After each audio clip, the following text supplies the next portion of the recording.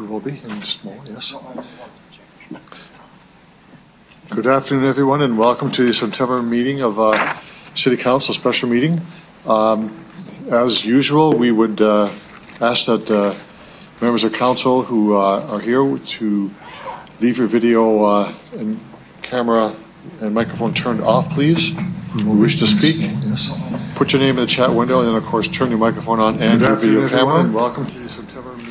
All votes will be recorded, and as usual, we will be taking a mandatory recess at 3:45 with adjournment at 6 o'clock. So I'm going to ask the clerk to do the roll call so we can start the meeting. Mr. Clerk. Thank you, Your Worship. I will begin with you, Councillor Young, please. Present. Councillor Hawkins. Present. Councillor Stevens. Present. Councillor Bresciani. Present. Councillor Findura. Present. Councillor Murray. Present. Councillor Bryce joins us in the chamber. Councillor O'Donnell. Present. Councillor Mancinelli. Present. Councillor Flagel. Yes. And we have Mayor Fougere. We have everyone, Your Worship. Thank you, Mr. Clerk. We have several delegations related to Body Rub Establishments licensing program. Our first delegation is listed, Delegation 84 cannot attend, so I'm going to ask for a motion to receive and file. I'll move the agenda. Okay. Oh, we have to do the agenda first, thanks. And seconder for the agenda. Second, Hawkins. Thank you, Councillor Hawkins. Anyone opposed? Thank you very much. So motion to receive and file communication 84, please. Andrew, so moved. Okay, and Councillor Bryce seconds that. Anyone opposed to that? That's great, thank you very much. At the moment, I believe that Chris McDougall is not online yet. I don't believe, is he there? He's not there. So we'll hold on that and come back to him if he does come in, and we'll go to April Eve Pearl Wilberg, please, if you're there. Yes, this is April Eve. Good afternoon and welcome to Regina City Council. If you could identify yourself, who you represent. You have 5 minutes for your presentation, and members of council may have questions for you afterwards. So 5 minutes and the time starts now. Go right ahead. Thank you. My name is April Eve. I'm a member of the Mixtu Cree First Nation. I'm an Indigenous survivor of sexual exploitation and a grassroots advocate for missing, murdered, and exploited Indigenous people. I'm sharing my story of sexual exploitation, working in licensed body rubs with you today, with hopes your decision as leadership will save countless vulnerable women and girls from a very destructive and harmful form of survival. Licensing does not save lives, nor provide safety or a safer environment to sell sexual services. Licensing does not shield providers from harm and trauma. It only protects the tax-paying owners and the buyers, and it certainly provides a toxic environment that perpetuates organized crime. As an advocate, I believe this harmful industry is a leading factor in the national MMIWG crisis. As a survivor, I know firsthand the harmful effects of the so-called industry. During my exploitation, I was warned never to reveal my true ethnicity as a Cree Sioux Icelandic woman. I was warned from the get-go of my exploitation that revealing my ethnicity to a client could get me killed. Sadly, the epidemic of racism exists even in the underbelly of society, such as sexual exploitation, and that revealing my ethnicity could cost me my life. Therefore, I was sold and advertised as an exotic, and depending on my hairstyle, clothing, I could be anything from Japanese to Southeast Asian, Italian, but most often I was sold as a Latina. I was exploited in multiple cities in both Canada and the USA. However, my journey began in Saskatoon. 15 years ago, I was self-liberated from exploitation. However, time has not healed the lifelong effects of my trauma being involved in this harmful industry. To this day, I suffer from PTSD, severe anxiety, and depression. It was very difficult transitioning out. There were very few resources except for CEASE, an Edmonton-based nonprofit organization who at that time offered peer-led support sharing circles. I had just returned from the USA where I had been exploited by a New York City-based organized crime unit. Today, with the encouragement of my fellow survivors and advocates, I have just recently came out sharing my story of exploitation publicly. I was targeted and groomed at the age of 19 by another young woman while living in Saskatoon. At that time, I was working 2 minimum wage jobs and just barely getting by. I lived in a low-income neighborhood and was harassed daily by sex buyers who would come into my neighborhood driving around looking for Indigenous women and girls to sexually exploit and harm. I was not at all in the mindset of ever resorting to prostitution. I knew it was incredibly dangerous, especially for Indigenous women and girls who were racially targeted for sexualized violence, often beaten, going missing, or found murdered. At that time, I was often yelling at the sex buyers and pimps while they were harassing me and the others in the neighborhood. I hated them, and I felt the need to protect the women and the girls being harmed. I know the situation that led me into the clutches of prostitution was the perfect storm. My mother, an Indian residential school survivor, abandoned me at the age of 1 year old, leaving me with my biological father. I grew up on an isolated farm in rural southern Saskatchewan, and as a child I lived in constant terror of my abusers. There were no safe spaces. Both home and school were places of abuse and torment. As a child, I was subjected daily to abuse and racism. I had very low self-esteem. I was accustomed to being unclean and having very little.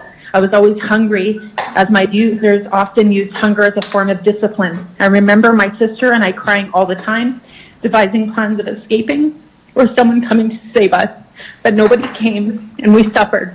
We became hopeless and our hearts full of fear and anger. At the age of 16, my father kicked me out after finding out I had plans of running away to live with my mother for the first time in Edmonton. I left Saskatchewan with just a teddy bear and a secondhand suitcase, hoping for a better life.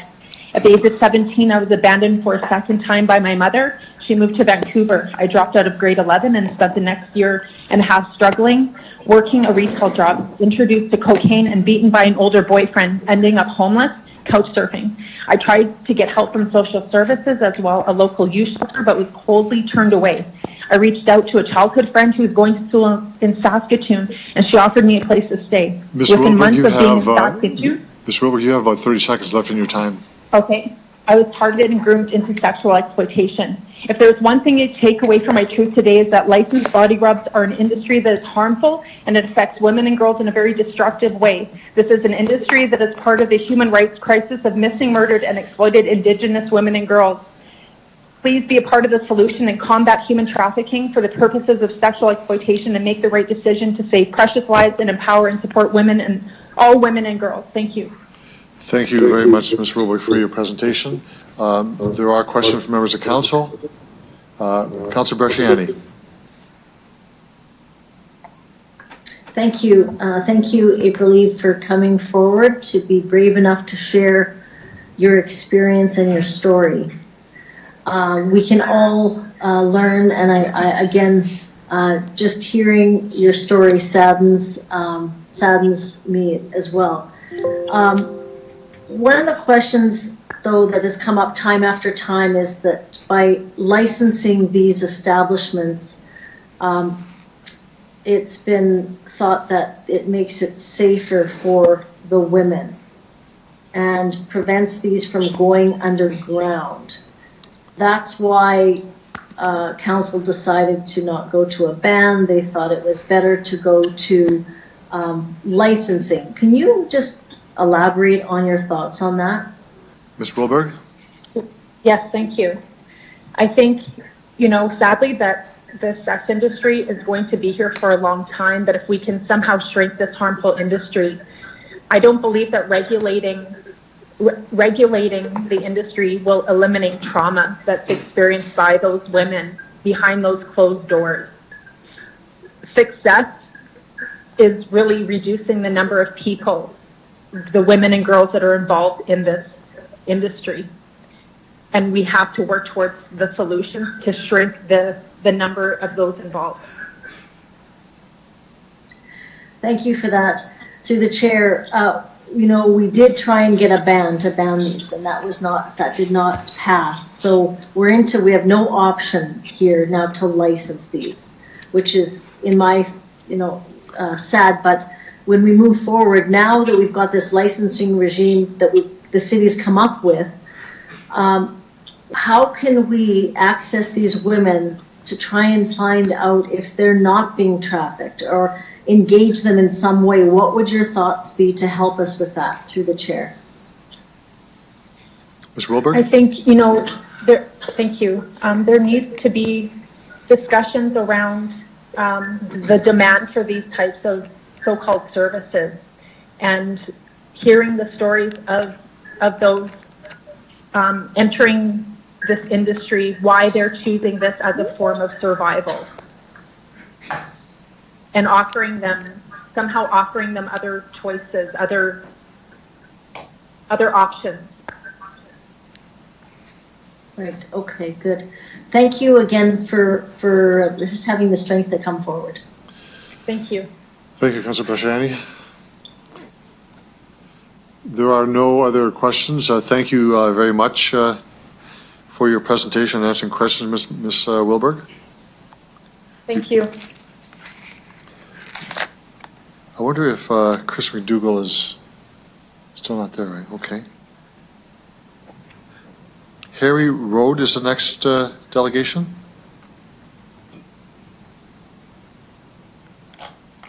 Harry Road, are you there?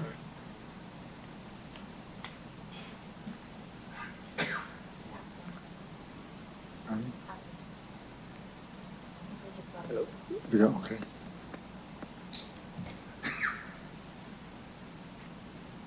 If you're muted, *6 to unmute your microphone.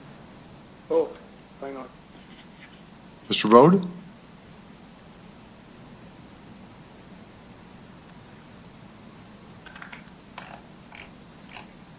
Mr. Road, are you there? Now?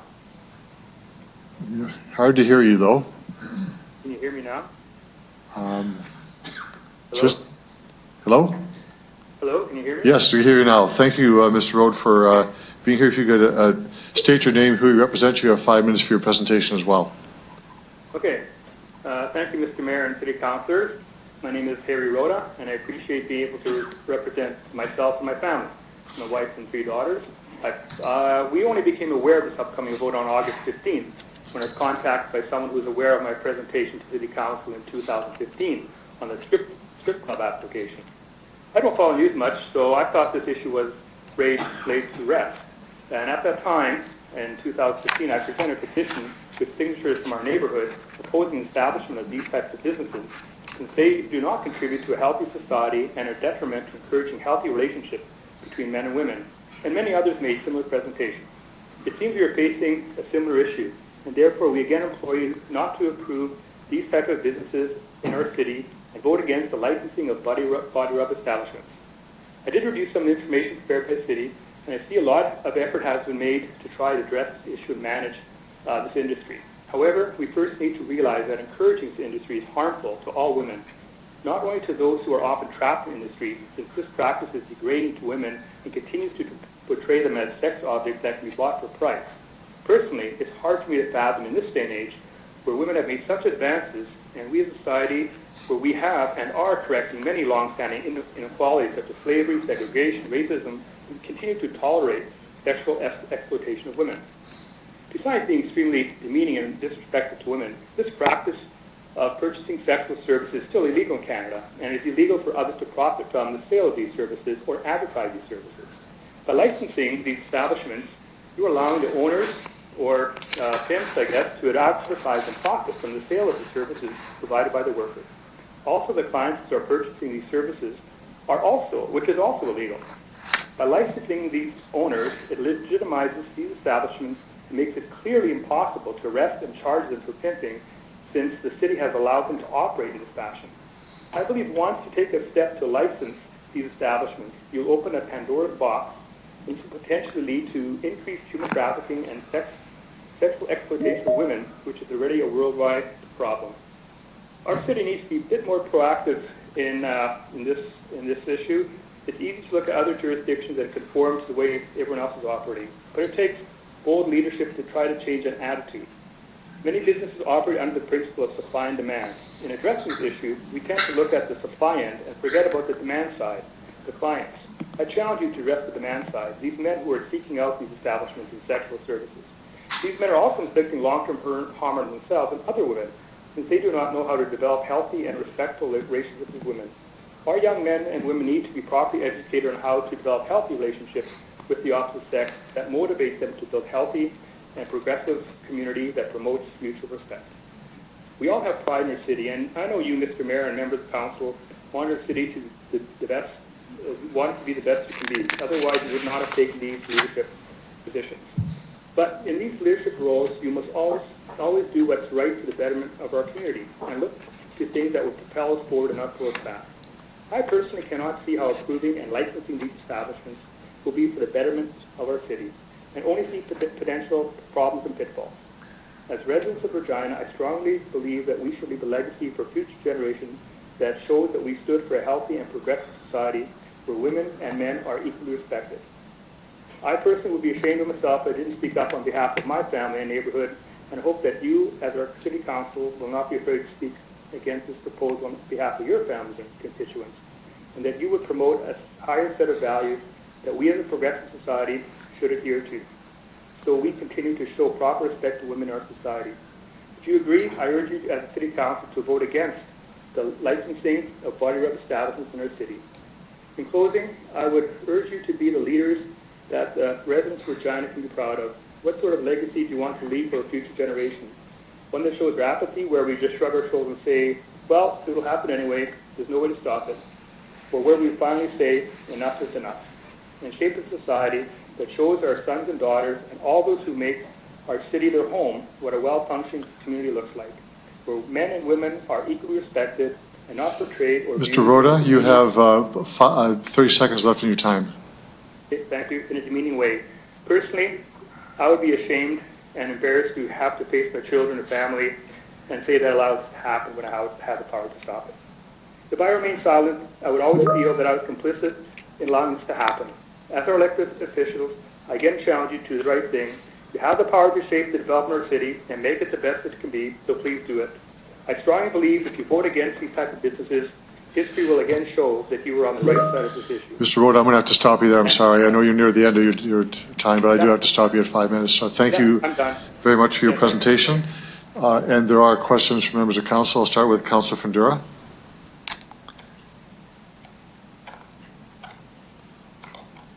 Councillor Fundura? Yeah, I'm coming on, Your Worship. Thank you. Okay, there we go. Thank you, Mr. Rhoda, for presenting. Throughout your message, you're talking about not licensing. What would, in your opinion, if you researched, I know you were involved when the strip club was defeated. You presented, you did all the work. By licensing the owners, the establishments, in your opinion, what do you feel that's what's gonna happen and what's gonna come out of that? Well, Your Worship. I think my approach is different. I mean, we're looking about criminalizing or decriminalizing. I'm looking at the issue from societal acceptance.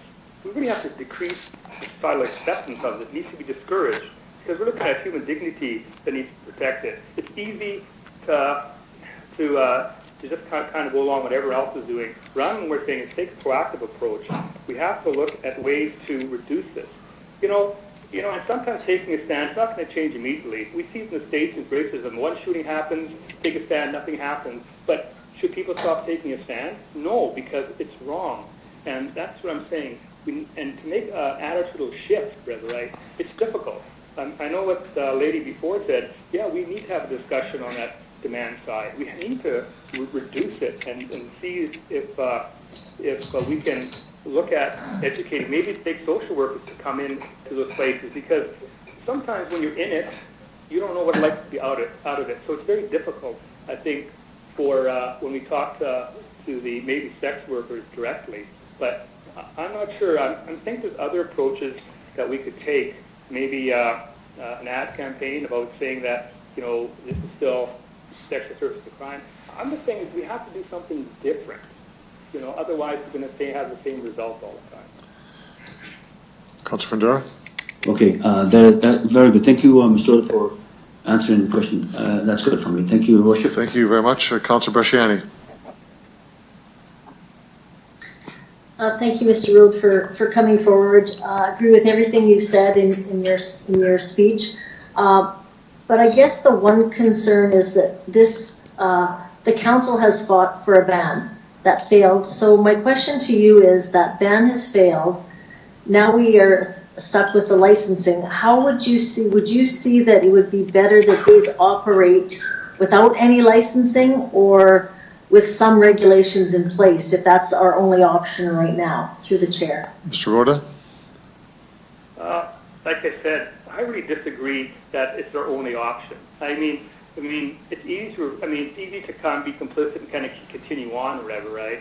But I'm saying at some point, you have to take a stand. I mean, I know there's people like Mandela who took a stand and they were proven right 14 years later or something in prison, and there's others that took stand. I mean, it's just continue on this and saying how should we manage, how to license it, not license it. I know I came late in the discussion. I didn't even know these things were being approved. I thought the attitude of council was right back in 2015 that we didn't want this type of establishment in our city because it's not something that's sort of the betterment. It basically is degrading to women, and we need to kind of take a step forward, like to change this attitude that it's just acceptance always going to be like this, right? So that's why I don't really have. Like, I know what you're saying. You're saying that we don't have a choice now. I really do believe we have a choice. I mean, we just to say our hands are tied. Our hands are never tied. I mean, things can always be reversed. I mean, at this point, you're right. I know what you're saying. What should we do? Not license them? I mean, right now it's illegal to basically to license an owner. I mean, you can license the individual. That's legal. I mean, and we can't do anything about that except start, like April said, harm reduction, maybe educating these women and showing them that this is, I read an article in the paper when I was looking through researching this, and these women, they didn't want their names to stand, some of them such. And you know what the reason was? Because they didn't want to come out in the future, because they didn't want their daughters, because these were the mothers, right? They don't want their daughters to know, they don't want to affect their future employment. To say that this is something that these women want to do, I mean, we have to be careful that we continue on the same path, I guess. That's what I'm trying to say. So, yes, I mean, I don't think we should be licensing the owners and establishments because it is still illegal. Yeah. Councilor Brashani? Good, that's all I have. Thank you. Thank you. Councilor Brashani, no, I can't. Yeah. Okay. Thank you, that's good. Next questions from, pardon me? Oh, no, I don't. Councilor Massanelli. Thank you, and through the chair, thank you for taking the time to speak to us today. I'm wondering if you have any comment on the legal changes that brought this discussion about. Mr. Rhoda? I can fix the question, sorry. Oh, Mr. Rhoda, I'm wondering if you have any comment on the legal changes that brought the discussion about from the federal government. Sorry, is legal something that brought the discussion about? I didn't hear the full question. Sorry, I'm just cutting it in now. So. Sorry, do you have any comment on the legal changes that brought the discussion about right now in terms to the federal government's changes to constitutional laws? No, not really. I know that the bill was put in place to try to reduce harm, focus on the human dignity side, and reverse it. I don't know anything other than what I just talked about. I said in my discussion that as far as I know what the bill was passed. I don't know the full discussion, but it's basically they didn't want to continue to legitimizing and making it legal for the owners, the pimps, or the establishments to basically profit from having sexual services. So the person that could be licensed, as I understood it personally, was the worker. At this point, only the worker could be licensed. The client could not purchase it directly, because that was still illegal, and also the establishment to basically make profit off of having workers that provide sexual services was still illegal. That's my sort of breadth of the understanding of that act, and the purpose of it, I guess, was what I think I brought forward was try to look at harm reduction and also try to discourage social acceptance and basically try to protect human dignity that's the essence of what I took from my brief review of that, legal, I guess bill, whatever bill that was for that act. I think it was I can't remember the number either. Protection of Persons Act or something like that. One more question. I think you spoke very eloquently about the change in viewing this problem, society. That's a generational change almost, I would say. Would you agree with that statement? That's not a tight timeline. That's a change in thinking, much like what we're seeing go through the TRC right now when you say that. Do you think I'm a little bit too long drawn in thinking like that, or what's your view on that type of a statement? Mr. Rhoda? When you look at this, sorry, go ahead. Sorry, I didn't want to interrupt. Go ahead and answer the question, that's fine. I agree what you just said, Councillor, because a lot of these societal, issues that we've had to deal with in society, such as slavery, segregation, even currently racism, they're long-term approaches, and trying to criminalize it, decriminalize it, doesn't work. I mean, but it's a long-term to try to change an attitude, and that's what my basic premise is on.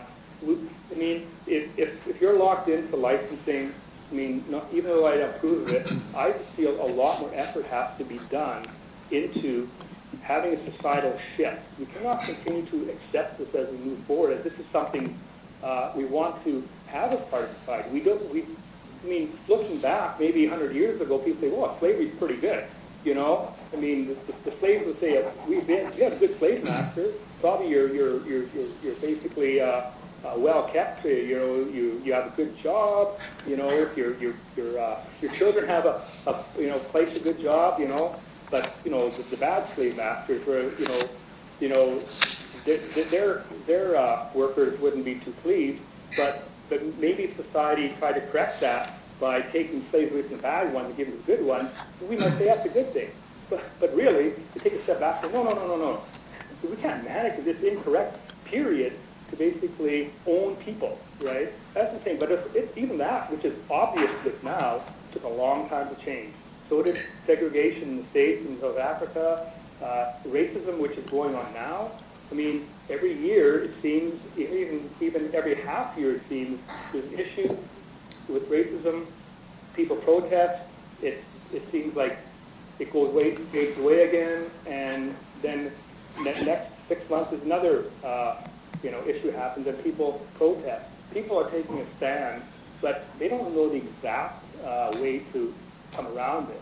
And that's what I'm saying is people like yourself in leadership roles have to get together and try to move forward and try to decrease this and discourage, like I said earlier, the acceptance of this type of behavior and these type of institutions in our society. Because, like I said before, I think if you vote against it, just like you did in 2015, where the province basically reversed their thinking on strip clubs, that history will again show, I mean, you're right, Councillor, it might not be next year, it might be down the road, but eventually you'll see that you'll be on the right side of the issue. Anyway. Okay. And I guess that's the last part of my question is I have a federal government who set me up for a licensing program throughout our country, not just me, all municipalities, I guess I better speak properly, sorry, all municipalities for a licensing program. And with the intent of, as you said, providing harm reduction to those in this industry. And this industry has always been set aside from society, never part of mainstream. It's allowed people to be on the outside of it. And now as I stare at the chance to bring people into society, I once again might be getting made a pimp by trying to engage with this outlook. So the societal change is very hard.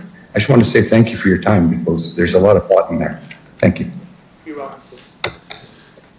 Councillor Ferndure, you're on the list again, but there's only one round of questions per delegation. So I see no other speakers or people to question. Thank you, Mr. Rhoda, for your answers and your presentation. I'd ask members of council to go back up to Delegation 85, Chris McDougall. He is now available. Mr. McDougall, are you there? Yes, I'm here, yeah. Good afternoon, Mr. McDougall. Welcome to Regina City Council. If you could identify yourself for the record, who you represent. You have 5 minutes for your presentation. Okay, thank you. So my name's Chris McDougall, and I'm representing myself as a citizen of Regina. I live in Ward 8, Mike O'Donnell's ward. Essentially, I believe that what goes on in Regina's body rub parlors can be described by 2 words. The 2 words I use are slavery and I use the word rape. Those may sound like strong words, but I'd like you to consider the following. With regard to rape, there's plenty of evidence to support that a high percentage of girls working in these establishments are there by coercion or manipulation. Any act that's being done by coercion or manipulation or under some sort of duress is an act that's being done without consent. Many, if not most of these girls have been coerced or manipulated into this lifestyle, and they're having sex with multiple partners a day. Coercing, manipulating someone into having sex is part of the dictionary definition of rape. We currently live in an age where we are trying to do more and more to help young people understand the clear meaning of what consent is and what it is not, in order to reduce the number of sexual assaults that are happening to young women and girls. And when the lines of consent are blurred or ignored, we call it rape. In these body rub parlors, the lines of consent often are very blurred and are sometimes outright ignored. And in any other context, we would call this rape, and I believe that's what we should be calling it in this case as well. The other word is slavery. Not surprisingly, other people have made that same comparison. I believe the term human trafficking is synonymous with the word slavery, and the human trafficking epidemic that our world is seeing today and that we're seeing in our city, I believe is a modern day equivalent, will be remembered in the same way that we remember slavery today. I recently watched a few excellent movies about slavery in the historical context. Lincoln, Amazing Grace, 12 Years a Slave. They're all great movies. Some of you have probably seen them. The thing I find most interesting when I watch these movies is actually watching the political debates around the abolition of slavery. The debates happening in British Parliament when William Wilberforce was pushing for abolition of slavery, the debates in U.S. Congress in the days of Abraham Lincoln. Political debates not much unlike the political discussion that is happening right now. Watching politicians from a couple of hundred years ago argue in favor of keeping slavery it's repugnant, but it's also fascinating because many political leaders at that time were trying to argue that slavery was compassionate and presenting what they felt were compelling, nuanced arguments. Today, those arguments are not remembered in the light that they would like. They're remembered very negatively. History doesn't care about all the nuance and the intellectual discussion around slavery. It looks at it through the lens of right and wrong. And today we recognize slavery in that context to be wrong. And people who argued in favor of it are on the wrong side of history now, and they belong on the wrong side of history, in my opinion. I believe history will remember today's global human trafficking epidemic in the same manner. The human trafficking will be remembered as slavery, and the worst kind of slavery, sex slavery, or what I would call rape. History will not care about all the nuanced intellectual discussions that we are having right now. It will simply remember the people who contributed to or ignored human trafficking and the people who stood up against it. People who contributed to or ignored it, rationalized it, will be on the wrong side of history, in my opinion. And people who stood up against it will be on the right side of history. My question is, what side of history does Regina want to be on? How will people remember how Regina handled human trafficking, or what I would call slavery and rape? Did we license and regulate it to make it safe? Did we pass zoning bylaws to keep it out of residential neighborhoods? Did we decide that it was only acceptable in industrial neighborhoods where it's out of sight, out of mind? Or did we stand up and say, we don't want this in our city? How will history remember Regina? How will history remember your vote? My stance on this issue is very clear, but I'm encouraging all of you to vote today in such a way that you can drive past the body rub parlor later tonight with a clean conscience, believing that you genuinely tried to do right by the people inside those buildings, and that you are on the right side of history. Thank you. I'm done. Thank you very much for your presentation, Mr. McDougall. There are questions. Councillor Bresciani. Thank you, Mr. McDougall, for sharing, and again, agree with you wholeheartedly. I'm just wondering, there's been a few people that have said, they weren't aware this was discussed, and this was over a year ago that this decision was made, that the ban was lost. Do you think there was enough public consultation, or were you aware of this was part of the discussion here in our great city through the chair? You know Mr. what? McDougall, go ahead. Oh, sorry. I was, I was not, like, I was aware of them. I was not as aware as I am right now. And so I guess in short, I would say that I feel there was not enough public consultation. A number of us, I mean, knew about the issue, but we're not fully aware. And part of that is on us, maybe for not being as engaged as we could have been. But yeah, short answer, I wish there was more public consultation. Sorry, I'm just going to go back. Are our hands tied? Like, I've heard that response to someone else previously. Do we say that our hands are tied and that a ban is now? Is that true? Well, So through the chair, I'll ask you the can't really question answer and then questions. you- We'll ask the questions to you, but we'll get through that by way of a question for Councillor Bresciani. Go ahead. Thank you, through the chair. So the question being is that we, as a council, a year ago in September, decided that this lost the vote to ban these. It was passed that these would be licensed. So this is the problem, and this is why we've got people coming forward now asking for a ban. And we're talking today about licensing these. And we know with the clerk, and we'll be asking those questions, if a ban is even optional, if that's even an option anymore, if we can even do that. But it's our understanding that that's passed now, and we're talking about the licensing. But the concern, and I'll ask you the question, right now, because we've lost the ban and we Councillor have to Bresciani, go to please get to licensing. a question. Could you go to a question, please? Thank you. So if they have to be licensed, would you rather see them have some rules and regulations around this, or would you rather them just be free and open with no licensing stipulations? That's the question here. Mr. McDougall. Today. So I guess, I mean, my position would be to suggest that we look at banning them, we relook at banning them.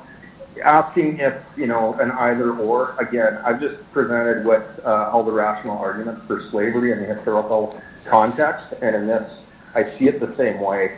So positioning any sort of, making a statement on any strategic approach to licensing that would make it safer, I don't feel comfortable speaking to, because I don't think we should be doing it. And I honestly would not want my name on any statement that said, hey, we should make this, we should do this to make this safer because it's the lesser of two evils.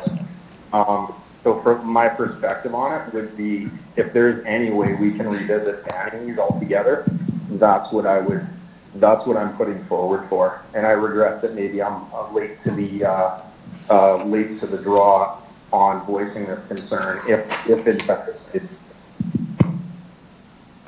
Thank you. That's all I have, Your Worship. Thank you, Councillor Bresciani. Councillor Massanelli.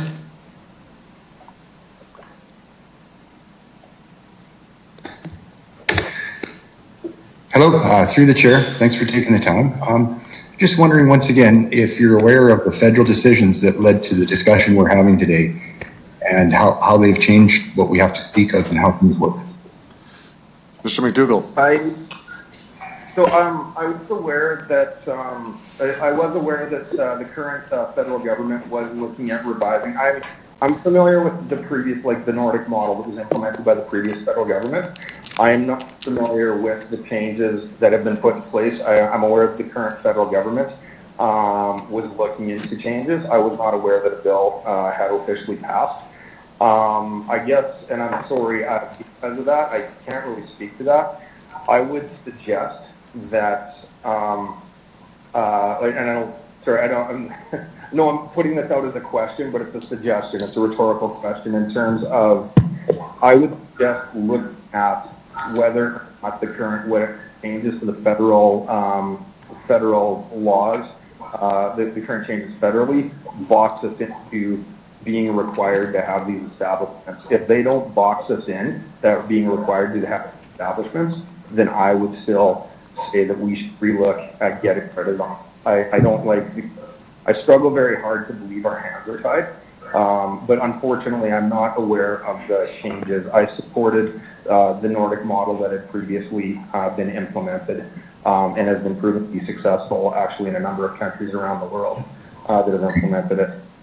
So I guess basically in a nutshell, what's happened is the federal government changed it from the the person providing the sexual services being prosecuted to the person purchasing sexual services being prosecuted.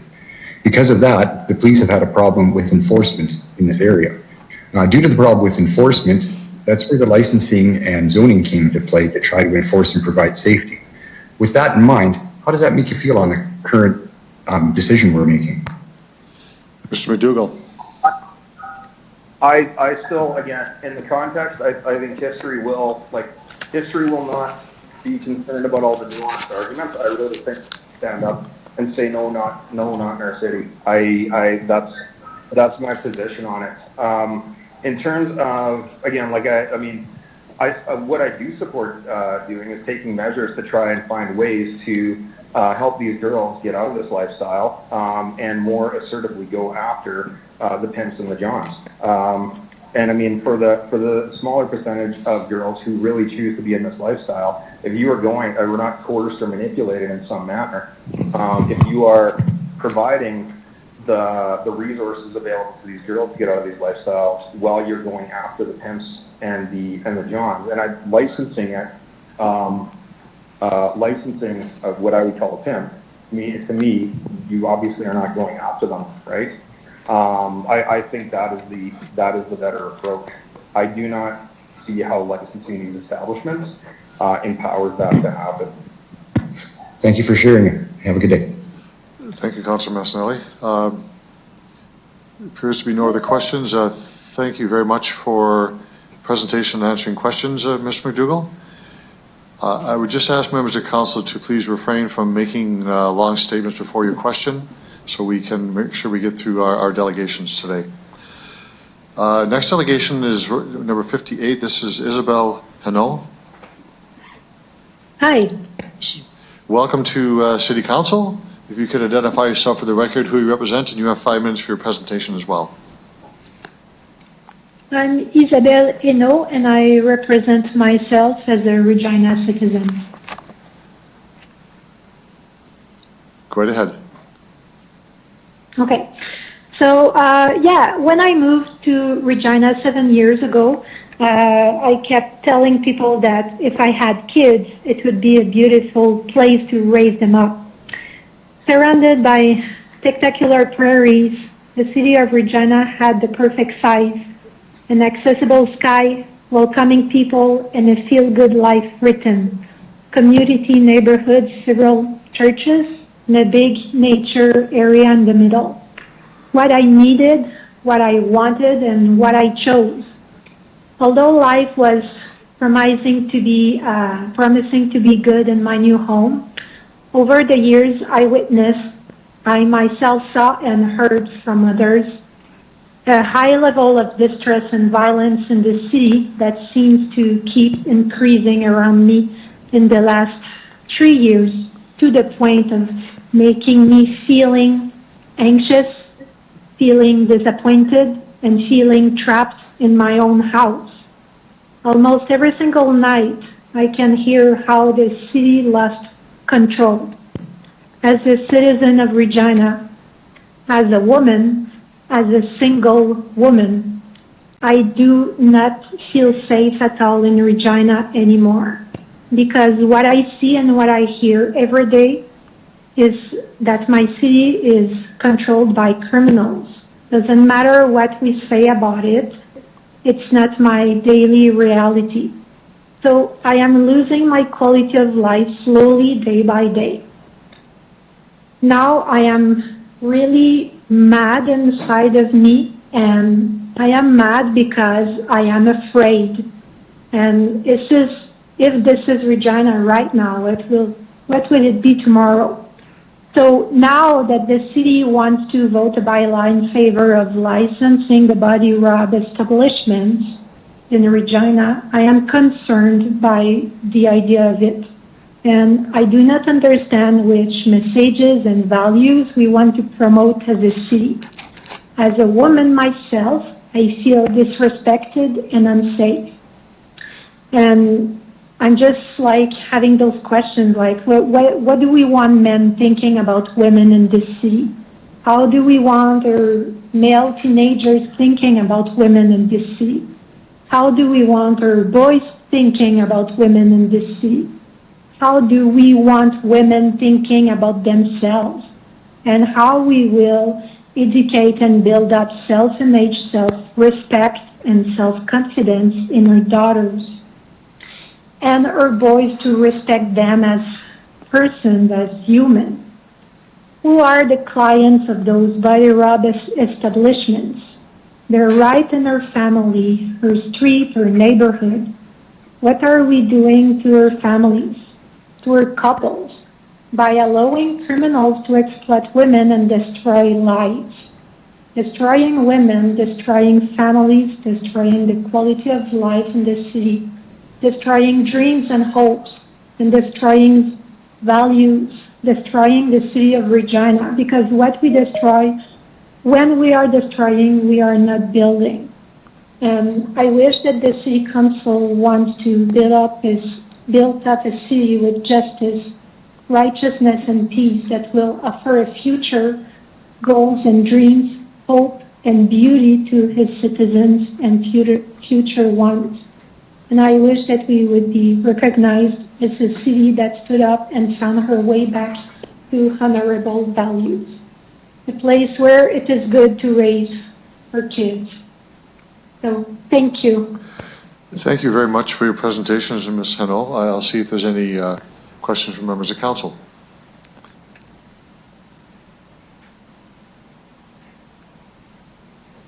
There are none. Thank you so much for your presentation, and we'll move on to our next delegation. Thank you very much. Thank you. Bye. Thank you. Our next delegation is Deanne Milkany.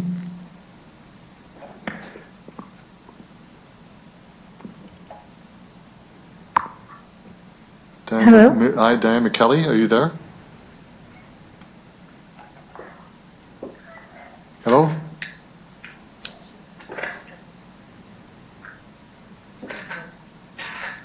Feel free to start your presentation. You have 5 minutes for your presentation, and you may have questions afterwards from members of council. Please go ahead. My name is Deanne McKelkey, and I'm reading on behalf of Daria Frostad. Dear City of Regina, please do not vote in favor of licensing the owners and operators, pimps, of body rubs. Under Canadian law, PSEPA, prostitutes as well as body rub workers are protected because they are seen as victims. However, it is illegal to purchase these kinds of services or to advertise them and profit from their sales. The latter is exactly what the body rub owners are doing. It is illegal. If you do some searching on massage parlors in the news, you can find numerous news articles with stories both in Canada and in the United States of police busts done on these places. They all look the same as the ones in Regina. They have covered windows and bright massage and open lights flashing on them. The workers are primarily Asian.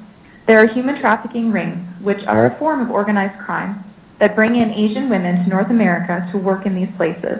Many women are forced into this through psychological manipulation and abuse, threats to their family, and in general being exploited at a time when they are vulnerable. Many of them claim that they do not even speak English. I used to live in a neighborhood close to the massage parlors. I have watched and observed them.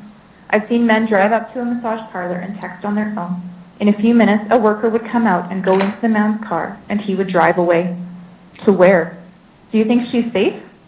Imagine if this was your daughter, sister, or niece. It is dangerous and exploitive. What if the women in there get sick? What if they want out? If they were hurt, would anyone know? Do they even have access to basic medical care? No, they don't have rights in those buildings, and allowing the pimps to be in charge is like letting the fox rule the henhouse. This is unacceptable. Please don't think of this as some kind of empowerment for women. Listen to your conscience and vote the right way.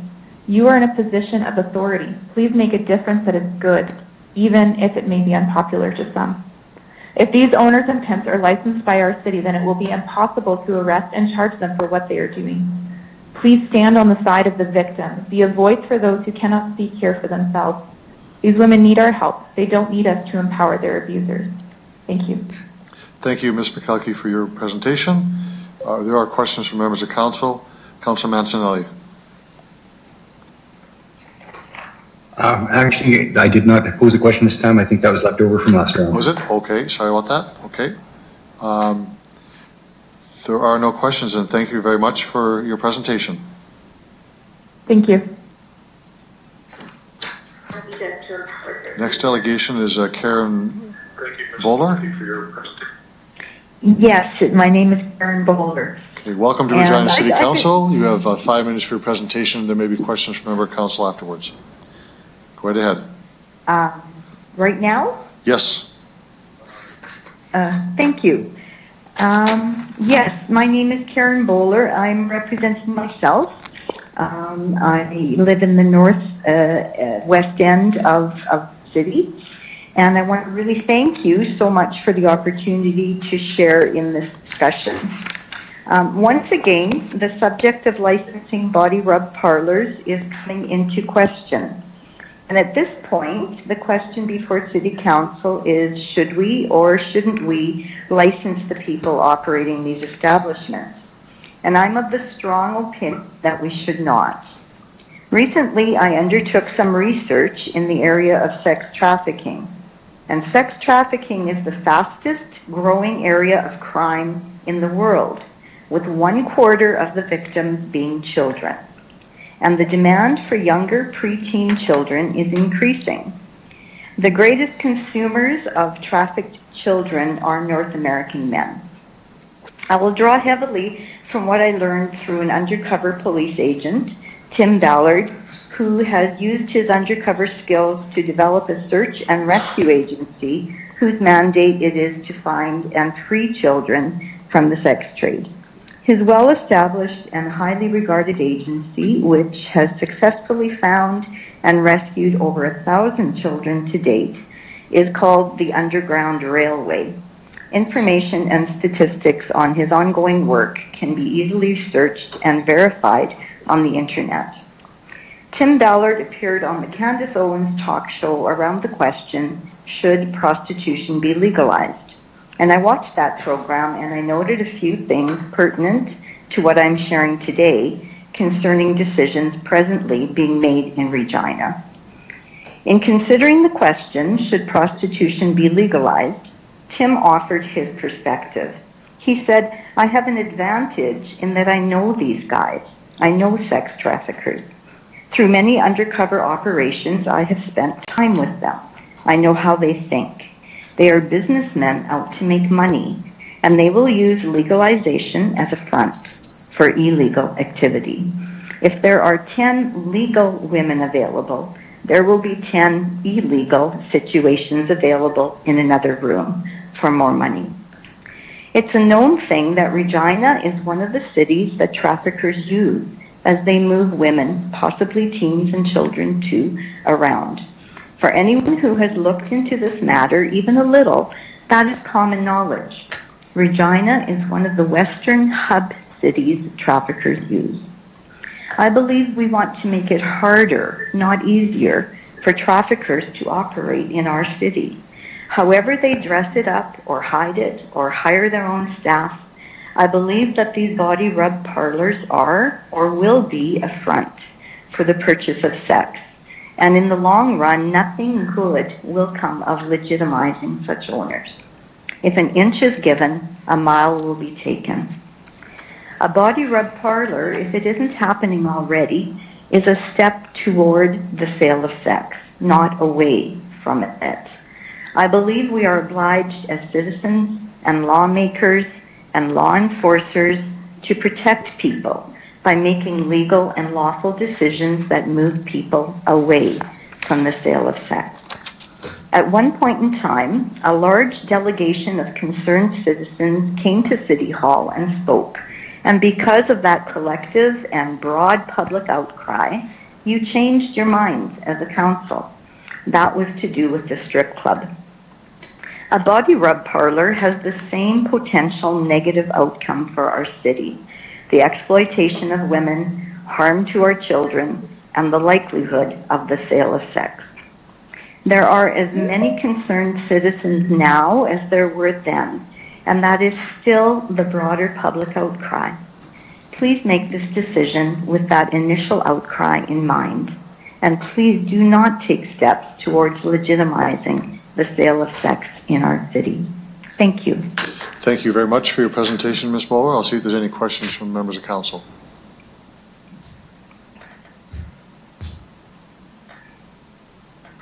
You made yourself very clear. Thank you very much. There's no questions. Thank you. The next delegation is Bruce Eldergott.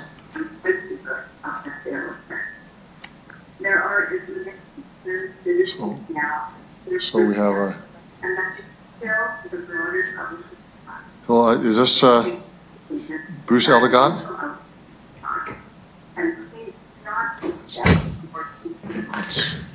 Mr. Eldergott? Oh, this is a repeat. Just a moment, please.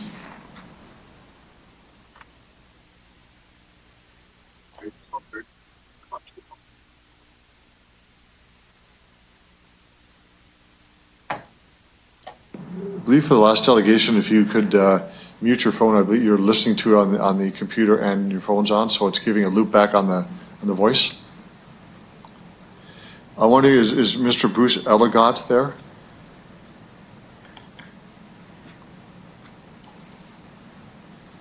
Bruce Eldergott?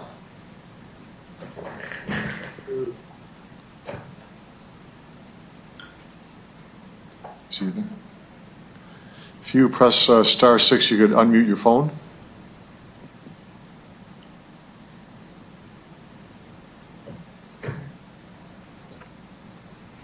Mr. Eldergott, are you there? Hello. Hello, Mr. Eldergott. Welcome to Regina City Council. If you could identify yourself for the record, who you represent. You have 5 minutes for your presentation, and members of council may have questions afterwards. Thank you. My name is Bruce Eldergott. I represent Freedom Catalyst. Body rub parlors are illegal. They are illegal brothels desperately trying to fly under the radar and be seen and accepted as legit. You have acknowledged that the sex trade is a high-risk occupation for which we need to put into place measures and protocol for the safety of the women.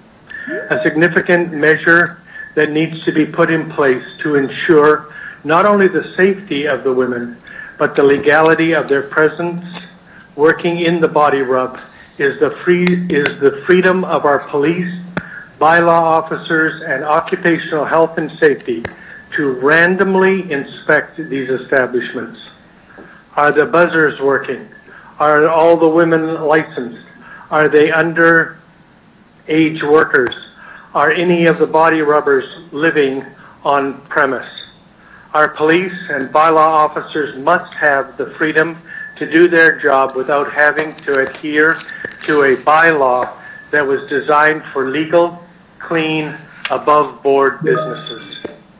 Does an occupational health and safety officer drop by a construction site, inform the general contractor that he or she will be making a safety visit in the next 48 hours? Of course not. Why not? Because it is in the surprise, it is in the unannounced inspection that illegal, unsafe, criminal, and bylaw infractions are uncovered. To give the sex industry a warning of a potential inspection is ludicrous. It's like informing the meth lab or the terrorist cell that there will be an inspection on September 2nd at 3:45. Please open your eyes to the deceptive, manipulative, and downright illegal business you are sanctioning, while at the same time limiting the power of our police to take action at the best possible time when they don't expect it. And you are also giving the power back into the hands of the exploiters when you license them.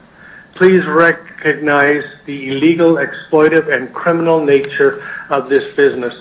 Please create an appropriate bylaw that recognizes this undisputable fact and that ensures our police, bylaw officers, and OH&S officers are not denied random access, given this is an illegal activity, making it an extraordinary circumstance. You are rightly committed to carrying out the letter of the law. The Saskatchewan Cities Act, Division 4, Section 324, and all other city bylaws make sense because they are designed for the 99% of businesses that are above board and legal. You will have made a grave error justifying bylaws that line up with the Cities Act while playing into the hands of the owners and forgetting that the trafficked women and girls are counting on their leaders to establish bylaws to help protect them from exploitation, not helping protect those who exploit them.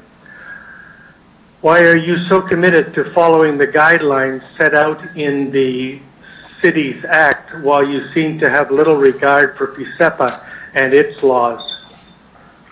The bottom line is you are debating the sanctioning of an illegal criminal enterprise, justifying your choice by believing you are liberating women.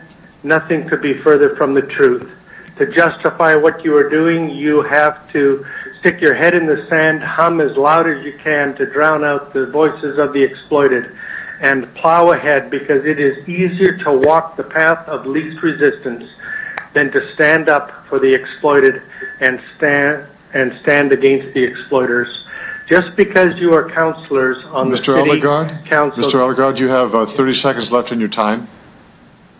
...does not give you the privilege to legalize an illegal criminal activity. Please amend the body rub parlor bylaws to protect vulnerable and exploited women, not just to align with the section of the Cities Act, but not designed to protect sexually exploited. Our police need the freedom to carry out their duties. Mr. Ellegard, I'm sorry, I'm going to have to stop you there. Prosecute. Mr. Ellegard, I do apologize, but your 5 minutes are up and I have to stop you there. Thank you for your presentation. Thank you. We have read your information you sent to us prior to it, and that's a matter of public record. I'll see if there's any questions. I believe there are one from Councillor Bresciani.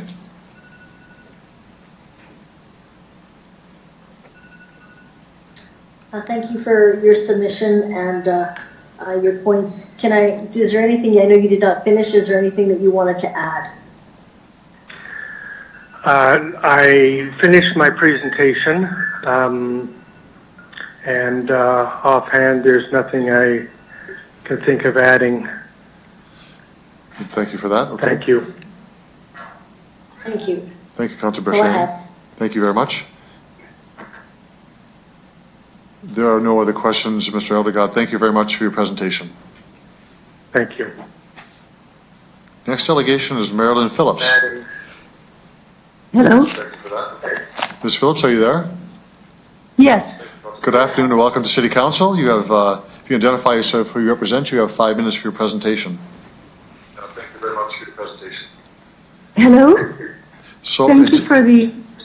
Just one moment, Ms. Phillips. I'm not sure if that's you or someone has their... If you turn the meeting off and just go on your phone, it'd be a lot easier. Otherwise, there's a loop of voices there. Pardon me. I apologize. No problem. Yes, Hello? Yes, go right ahead. You have 5 minutes for your presentation.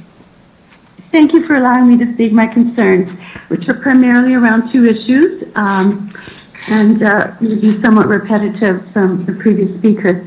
First concern is the illegality of second parties profiting from sex work, and secondly, the high likelihood that at least some, if not most, of the workers involved in these places have been lured or trafficked into them and maybe kept there under threats and intimidation, used and abused sexually, and otherwise treated poorly. So first, the illegality. And I know you're aware that under the current law of Canada, it's illegal for anyone to advertise or profit from sexual services provided by others. And in the case of body rub parlors, we know that they generally do provide sexual services. I listed some articles at the bottom of my presentation to that effect. And I believe that it is reasonable and logical to assume that unless the parlors are owned by the workers themselves, the other owners would be profiting from their services. Yet, here we are considering licensing these very owners, in effect legitimizing this illegal activity. I ask you, how can you possibly legitimize something that is illegitimate or illegal? As city councilors, you must respect and uphold the laws of the land. You must not make it more difficult, if not impossible, for our police to uphold them. How will they be able to arrest or the courts to convict these owners, pimps, if they have licenses from the city to run their businesses? And I know you're between a rock and a hard place and wondering what to do. And I don't have any simple answers. My second concern is that I'm very concerned about the safety and well-being of the women, very concerned. And I understand that licensing does not make them safer. I refer you to the first article that I listed at the end of my presentation, published by the CBC in April 2018, entitled "Sex Trafficking is Rampant in City Licensed Spas and Massage Parlors." You'll read that Cassandra Diamond was lured as a teenager into a Toronto massage parlor and lived in fear for the next 10 years, forced to provide sexual services for a dozen men each night, routinely enduring acts that were degrading and violent. Her traffickers kept her money and cut her off from family and friends. Although Toronto body rub parlors are licensed, she says there are no mechanisms in place to ensure the safety of the women involved. Cassandra is now calling for more support for victims in Toronto and questioning why the city is in the business of licensing spas and massage parlors where sex trafficking is proliferating right under bylaw officers' noses. She said it felt like everyone knew what was going on and it was okay, which made it worse, I think. It was socially sanctioned, it made you think it was safer, but it wasn't, not at all, she said. And I just came across an article which wasn't included in my presentation written, that where a 24-year-old woman was murdered in a Toronto massage parlor February of this year.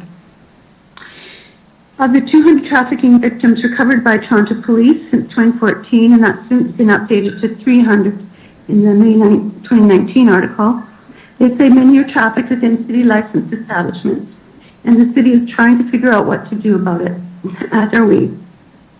Whatever the city decides, Diamond worries that licensing illicit businesses will allow sex trafficking to continue in a way that appears sanctioned to the city itself.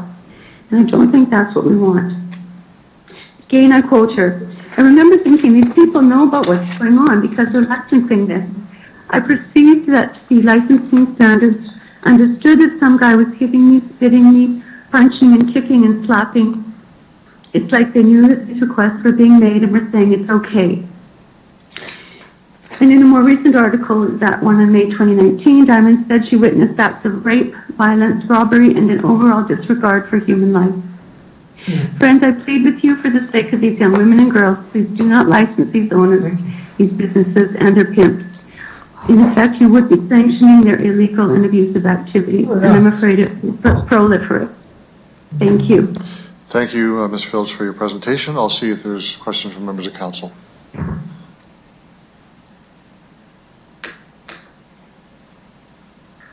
There are no questions. Thank you very much for your presentation. Thank you. The next delegation is Ed Smith. Hello. Mr. Smith, welcome to Regina City Council. You have 5 minutes for your presentation, and there may be questions from members of council afterwards. Please go ahead. Okay, thank you. Thank you, Your Worship, Mayor Fougere, and councillors for this opportunity to speak. My name is Ed Smith, and I am speaking as a concerned citizen of Regina. As you know, by the narrowest of margins, our City Council decided to allow body rub parlors to operate in Regina. And now we are faced with the daunting task of trying to control how they operate to reduce harm to workers, to clients, and to neighborhoods in our city. To begin, let's be clear that body rub parlors provide sexual services to clients, and the sexual services are provided by individuals who work in these establishments. The majority of the workers are young women, and the clients are almost exclusively men. I have spoken to City Council in the past and shared about the death of our 18-year-old daughter who was murdered in 1990 while being sex trafficked across Western Canada. Because of this tragedy that happened to our family, my wife and I knew that we had to become proactive in the fight to stop the sexual exploitation of vulnerable individuals. In 2014, we were invited to appear before both the House of Commons and the Senate Standing Committees of Legal and Constitutional Affairs to speak in support of Bill C-36. It was passed by both houses and given royal assent and became law in Canada on November 6, 2014. In December of 2015, I wrote a letter to the Minister of Justice and Attorney General of Canada asking that this new law, the Protection of Communities and Exploited Persons Act, be vigorously enforced. Shortly after sending my letter to Ottawa, I received a reply from the Honourable Jody Wilson-Raybould, Minister of Justice and Attorney General for Canada, and I'm going to quote now from that letter. She said, "As you know, the Protection of Communities and Exploited Persons Act criminalizes purchasing sexual services, receiving a material benefit from the prostitution of others, advertising the sale of others' sexual services, and procuring. This proposed new bylaw that we are considering now obviously recognizes that the workers in the body rub parlors are not the owners, as the proposal is to license workers and owners separately and charge them different licensing fees. If there were a body rub parlor where the worker providing the sexual service was also the owner, would that individual be charged both fees? Our City Council is being asked to give approval for the operation of body rub parlors which are selling sexual services, but are not owned by the individuals providing those services. This is clearly illegal, as stated in the Protection of Communities and Exploited Persons Act. The owners of the body rub parlors will clearly be living off the avails of another person's sexual services. The City of Regina is putting itself in a position of approving an illegal activity by licensing owners who are in direct contravention of the law because they are receiving a material benefit from the sexual services provided by another individual. They are also violating the law by advertising another person's sexual services. As a City Council, are we going to choose to obey the law, or are you going to somehow try and say that the laws of Canada don't apply to us in this case? This law was passed to protect vulnerable people from those who would take advantage of them. My hope is that ultimately Regina City Council will choose to abide by the laws of Canada and not allow body rub parlors to operate in our city. Thank you. Thank you very much, Mr. Smith, for your presentation. We'll see if there's questions from members of council.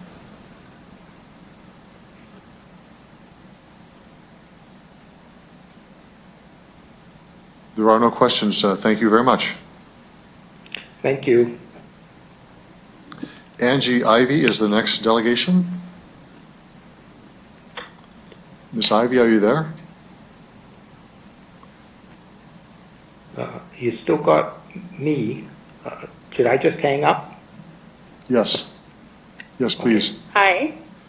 Angie Ivy, sorry, are you there? Yes. Welcome to City Council. If you could identify yourself for the record who you represent. You have 5 minutes for your presentation. Thank you. My name is Angie Ivy, and I represent the general public of the City of Regina, and I live in Ward 1. Good afternoon, Mayor Fougere, and to our City Council members. As a member of the general public, I would like to state where I stand regarding the City of Regina administration's recommendation to allow licensure of body rub establishment owners and pimps. I am presenting to you today because I am strongly against the licensing of the illegal body rub establishments in our city. When I started receiving information about our city representatives supporting body rub establishments, I was in disbelief as to what our city is imposing regarding licensing illegal activities of body rub establishments. As a Regina citizen, I could no longer sit back and not have my voice heard, and felt compelled to speak today to be the voice of the exploited workers of the illegal body rub establishments. Are you aware that innocent women, mostly Asian and some European, are being deceived and lured to Canada with the promise of honorable employment to work in these body rub establishments? I do not agree that our city should be supporting the licensure of such illegal activity. Allowing body rub parlor owners and pimps to license their establishments is not only morally wrong, but it is illegal in our country. This also creates an invitation for human trafficking within the city. Do you believe that this is right in this day and age to be supporting such a thing in a country where we boast of our progression and freedom? It is very disturbing that our city would support these establishments by permitting pimps and owners to license their operations when there is no other place in Canada that allows licensure of this illegal activity. I also do not agree that our Regina City Administration is recommending these body rub establishments should oversee themselves. This means that the owners would ensure that the workers meet standards and the city's involvement would be limited. This makes no sense and should not be allowed, as this puts the already exploited workers at an even greater risk of being controlled against their will by the owners and pimps. Bill C-36, the Protection of Communities and Exploited Persons Act, was established in 2014. This law was made to protect the dignity and equality of all Canadians by denouncing and prohibiting the purchase of sexual services, the exploitation for the prostitution of others, and the development of economic interests in the sexual exploitation of others, the institutionalization of prostitution through commercial enterprises such as strip clubs, massage parlors, and escort agencies that offer sexual services for sale. Owners and pimps should not be allowed to be licensed because that would mean that our city is standing behind supporting illegal activity. Once these body rub owners and operators are licensed by our city, it is unlikely that they would or could be arrested and charged for their exploitive illegal role with pimping. Another question that comes to my mind is why the police are required to give 24 hours notice to the body rub establishments prior to them being allowed to go in to inspect the establishments. This will allow ample time for the owners and pimps to hide all criminal and human trafficking evidence. On behalf of my family and myself, who are concerned citizens of Regina, I am strongly opposing the sanctioning of licensing for owners and pimps of body rub establishments. It is my hope that our city councillors will really think this through prior to making their vote. We need to establish bylaws in our city that prevent licensing owners and pimps, that reduce risks for the sexually exploited, and that criminalize the perpetrators who are engaging in this illegal activity. I would like to conclude by asking each and every one of you who will be voting today, either for or against pimps and owners being permitted to license body rub establishments. If this was your family member, your daughter, your son, your granddaughter, grandson, your niece, your sister, working in these establishments, would you be in agreement to licensing the owners and pimps and to permitting them to operate in our city? Thank you. Thank you, Ms. Ivey, for your presentation. I'll see if there's questions from members of council. Councillor Massanelli? Thank you. And through the chair, if I vote against this today, what type of an outcome do you envision for our city? If you vote against licensing, well, it's my hope that the city would continue to explore other options and possibly allowing them all together. It's violating people, they're being coerced, deceived, and it's degrading women. Agreed. Just to follow up to that, are you aware of any problems with policing in the current situation and how it's being interfered with because of a lack of a license system for them to be able to investigate and enforce? Have you ever read up on that, or has it been made aware to you? Ms. Ivey? No, I'm not aware of specific situations. However, I believe that we need to do as a city what is morally right. Okay. And to support and protect women who are being exploited. So, and to do the best that we can with that. So I'm not aware of specific situations, but I know that if this does go through where they are licensed, that it is my belief that the police forces will have less to do with it, just because it is being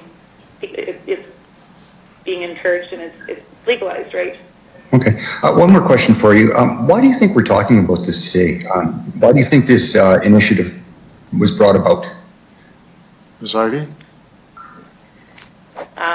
Because it's obviously an issue within our city, and I understand that you're trying to come up with some answers in some ways to deal with these establishments that are operating within our city. Okay. Thank you very much. Thank you, Councillor Mancinelli. Councillor Bresciani? Thank you, Your Worship. Thank you for coming forward. Just a question in regards to engagement and understanding that this was coming forward. Do you think that the people that you know realize that the body rubs, there was a conversation about a ban and now licensing, through the chair? Ms. Ivy? Sorry, I missed the last part of it where you said there was conversation about... Through the chair, so just was there enough engagement? Like, do people were you in the know that body rubs were being talked about and there was a ban, that people really wanted a ban? Were you part of that conversation, or were you aware of any of it? And now that it's coming down to licensing, like, I guess I'm questioning the communication strategy around this. Right. Ms. Ivy, go ahead. Oh, sorry. Yes, I believe that the city hasn't made it known enough to the public. I found out through other sources, but I don't believe, I felt as a citizen of Regina that this was going to be taking place, but that Regina citizens weren't being made aware of this happening like they should have been. Thank you. That's all I have. Thank you, Councillor Bresciani. There's no other question, Ms. Ivy. Thank you very much for your presentation and answering questions. Thank you. Our next delegation is Devon Hill. Mr. Hill, are you there? Thank you. I am. Good afternoon, and welcome back to Regina City Council. You have 5 minutes for your presentation, and there may be questions afterwards. Thank you. My name is Devon Hill. I'm with Freedom Catalyst Regina. This afternoon, I'd like to address 4 topics. The first one is temporary work permits. So I'd like to talk about these federal documents that come from Immigration, Refugees, and Citizenship of Canada. The federal government has mandated that the following statement is included on all open and closed temporary work permits. It says this, quote, "Not valid for employment in businesses related to the sex trade, such as strip clubs, massage parlors, and escort services," end quote. So in my presentation, I've submitted a copy of this document as an appendix, but with personal information removed so you can see it in person. The federal government has mandated that this is on there due to the major problem of human trafficking and sexual exploitation associated with bringing in foreign workers. I'd also like to remind us all that 19 of the 20 body rub establishments that I know of in Regina advertise exclusively or mostly Asian and sometimes European workers. I wanted to determine if reviewing work permits is part of the licensing process in other cities. Because if it is, then all people coming into Canada on temporary work permits should never be allowed a license to work in a body rub establishment. The Regina Administration Report mentions that Toronto, Windsor, Calgary, Edmonton, Saskatoon, and Vaughan all have requirements that the worker is, quote, legally able to work in Canada. I looked up their individual bylaws to see what they specified, and here's what I found. Calgary, Windsor, and Edmonton, I could not find anything that specified this requirement, and I even talked to people in Edmonton, and they confirmed. Saskatoon requires proof of applicant's Canadian citizenship or residency status. Vaughan requires proof of eligibility to gain employment to Canada. And Toronto, I didn't review the whole thing, but a work permit is one document that you can use to simply confirm your identity. So while it's possible some of these cities look at the work permits and reject the license application if the person is not a permanent resident, it's unclear, and there's a strong possibility that they don't follow this rule. However, the federal government has mandated this. The municipal government and city police need to follow this. This temporary work permit check needs to be a critical piece that's added to the bylaws so So please add this as a requirement and not just the unclear wording in the report of checking the legal eligibility to work in Canada. And I have noted that it is on the workers of checking the permanent residency status, but it's not on the owners. Topic number 2 is taking fingerprints. In relation to these temporary work permits, my understanding is that they fingerprint all individuals that receive the permits. So this is standard protocol when people are coming in and getting these permits. From discussions with experienced people in other cities, one big concern is that fake documents are used in body rub applications. Or there are things like fake diploma mills to try and say they're registered massage therapists when in fact they are fake documents. The same concern can apply for the work permits. If traffickers know this restriction exists and the women might get denied a license, they will create fake documents to try to get around it. To nip this in the bud and to provide much stronger safety control for the workers, I think it's critical to implement the need for fingerprinting during licensing process. This way, the same prints can be cross-referenced with the federal database of work permits, and that will remove the risk or possibility of being able to create fake residency documents. California already does this during all body rub license applications. In fact, many places in California have some of the most robust and comprehensive licensing bylaws that I've ever read. I talked to a police officer in California in Chula Vista County recently and asked him about the fingerprinting. He said all counties and cities in California take fingerprints during licensing. He said the purpose is to verify identity, reduce risk of deception, and also hold people accountable. Fingerprinting can also be used in risky industries to better identify victims of homicide or violence. Therefore, I'd like to recommend that fingerprinting be implemented as part of the application process, as well as cross-referencing those fingerprints with the fingerprints obtained federally for all work permits. This is already standard practice in places like California, and I believe we would do well to follow suit. This is for the safety of all workers and to reduce criminal identity cover-ups and document fraud. Third topic is licensing bylaw additional recommendations. Based on past speeches, many know that I'm not a fan of licensing bylaws. There can be some pros associated with them, but I believe the cons outweigh them. However, over several years, I've done dozens of hours of research on different licensing bylaws across Canada, and I put together a document on what I personally consider to be the best ones. Since this is what Council previously voted for, Mr. Hill, you have about 30 seconds left in your presentation time.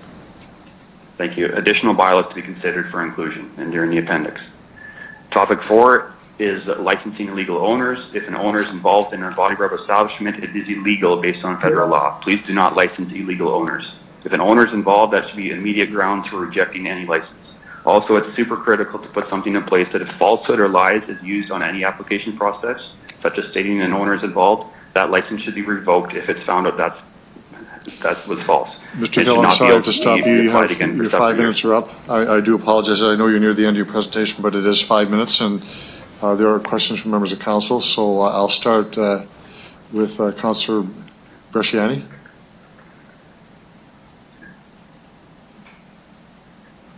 Thank you, through the chair. Mr. Hill, is there anything that you wanted to finish off which you didn't finish through the chair? No, that was basically it. I finished. Okay. So through the chair, so you're just, one of the things that you're talking about is you want considered as the fingerprinting, the documents to verify the identity, the licensing of owners, and there was one more thing, the additional appendix? Yeah, the additional bylaws. In the appendix, there's additional bylaws that are in other cities that I've documented. So, administration put together a list of what they recommended, but there's a fair amount other bylaws that include other things. So I'm just including those as additional things to think about. Thank you, through the chair. And again, you would like those to be considered by administration too. That's what other cities have done as well, through the chair. Mr. Hill? Right, and yes, and I have submitted that to administration in the past. Okay, thank you. Can you just elaborate a little bit on some of those that you've chose through the chair, that you see that are vitally important, that should be attached or included in ours? Mr. Hill? And you don't have to go through all, but I would pick out a few. Mr. Hill? Right. Well, before I point out a few, I should mention that there's kind of four, in my opinion, four different kind of strategies for licensing. One is kind of a glorified business license that doesn't affect things very much. Number two is similar to what Toronto does, and they're kind of an anomaly, and I won't get into what they do. Number three is the harm reduction model, which is similar to what is being presented here by administration and similar to what Edmonton does. And then a fourth purpose or model of licensing is to basically state that they are only licensing the simple act of body rub, but that there's no sexual services being provided. So they are not getting into that gray area of saying, we're going to license something that is prostitution. They're saying, we can't stop a body rub only, so we're going to license a body rub. And so in those types of bylaws, they have stuff in there that says you're not allowed to, for example, touch the genitalia of your client or of your customer. You're not allowed to wear clothing that's inappropriate. It has to be opaque, proper clothing. You're not allowed to allow the customer to touch you. All those sorts of things. And there's even in Kamloops says that you're not allowed to have prostitution. So, you know, those type of things I think are better, because then we're not getting into the gray area of licensing prostitution and allowing an illegal act through the owners and the customers to do that in their city. So, you know, the question was asked before about, you know, people on council voting for this and they're acting as their pimp. I think Jason Mancinelli asked that.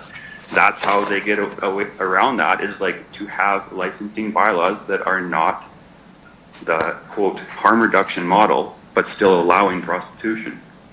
They have licensing bylaws in there that say you can't have prostitution, you can't have, you know, poor dress and touching people's genitals and all this sort of things. So, you know, that's part of what's in this document, but then there's a bunch of other ones. Let me just go through them and see if I can pick out a few. Mr. Hill, you've done a lot of the discussion on the appendices. That's good. We've all read that information. Okay. I appreciate that very much. Councillor Bercheny, do you have another question? Yes, can I just ask, when you submitted that to administration, was there any response to the chair? Mr. Hill? No, not that I remember, but I don't want to misrepresent them, but I don't remember a response. Okay, and to the chair, you've indicated that the owners should not be licensed. The operators and the owners should not be licensed. Do you not see any risk to that? That if we leave it up to the owners, it's free for all, and just license the women? Can you elaborate, please? I mean, there's in my opinion, there's risk with anything. There's, as we know, that can be loopholes, there can be deception, all those sorts of things in anything that is used. There's no perfect solution. However, if we license owners, that is basically licensing an illegal activity. The owners are not supposed to be involved at all, as per the law. And if we license them, that's sanctioning them. And there's no way the police are going to go arrest someone if they have a license to operate from a city. And so they are not supposed to be involved for the protection of the women. That's what the law states. That's the purpose of not allowing an owner to be involved. So they could still be involved if licensing was not allowed to be or given to them. And that's why I'm stated that I want something in there where if there is lying and deception on the licensing application, where they state that there's no owner involved, but then it's found out later that they are, that license should be revoked. And Saskatoon has a similar thing, and other cities have similar things where if you lie on the application, it's revoked. Okay, good. That's all I have. Thank you very much. Thank you, Councillor Bercheny. Councillor Verdure, I apologize. I missed you. You were first. Go ahead. Yeah, It's okay. Yeah, we. Thank you, Worship. Through you, most of the questions were given, and most of the answers were given as well. Just have one question to Mr. Hill, through you, Your Worship. If the recommendation, the way it stands, goes through, this is probably a loaded question. Through your experience and researching out there, you've been talking to California, all over the country. If let's say the licensing and the way it is right now, what do you anticipate coming out of that? Is there? So just give me your opinion on if this stays the way it is. Well, I mean, I'll state this. Edmonton, that is being looked at as the flagship city to consider. They have right on their websites that owners are involved. They have right on their website of like a FAQ asking, "Is this legal?" And their response is that we're licensed by the city, and we're given, and the Edmonton Police know what we're doing, and so we're basically licensed and allowed to operate. Well, that is giving the complete opposite idea of what is actually legal. It is not legal for the men to be going there, and it's not legal for the owners to be there either. So when it's given a license, it changes society's perception to think that this is okay and it's legal when it's really not. Okay. Thank you. One more to Your Worship. I mean, I've been struggling with this. I know that I mean, that's just a comment I voted against bringing this in. But then question to you about the licensing the workers. You haven't mentioned anything about that. Your Worship, what's your comment on that? Well, I mean, I understand and sympathize with them that nothing that they're doing is illegal. So I sympathize with them and don't want to, put owners' things on them. However, the purpose of licensing a worker is generally for their protection, to protect against trafficking, so that the police have the workers' information and stuff like that. So I am in favor of licensing a worker for their protection and for their benefit. Like they were saying in the media that some don't want their names out there in public and stuff like that. And I have talked to people that has said that they tried to get something implemented in Edmonton where it just goes through the RCMP. So it's not a public record through the city. It's their names and all that kind of stuff, and licensing is all done through the RCMP, which is more apparently more private. So, something like that could be considered, where their names are not out in the public for everyone to find. But in general, licensing a worker is for their protection and for their benefit, and every single city in Canada that licenses workers. There's not a single one that doesn't. Okay. All right. Thank you. Thank you, Worship. Thank you, Councillor Fundura. Councillor Massanelli.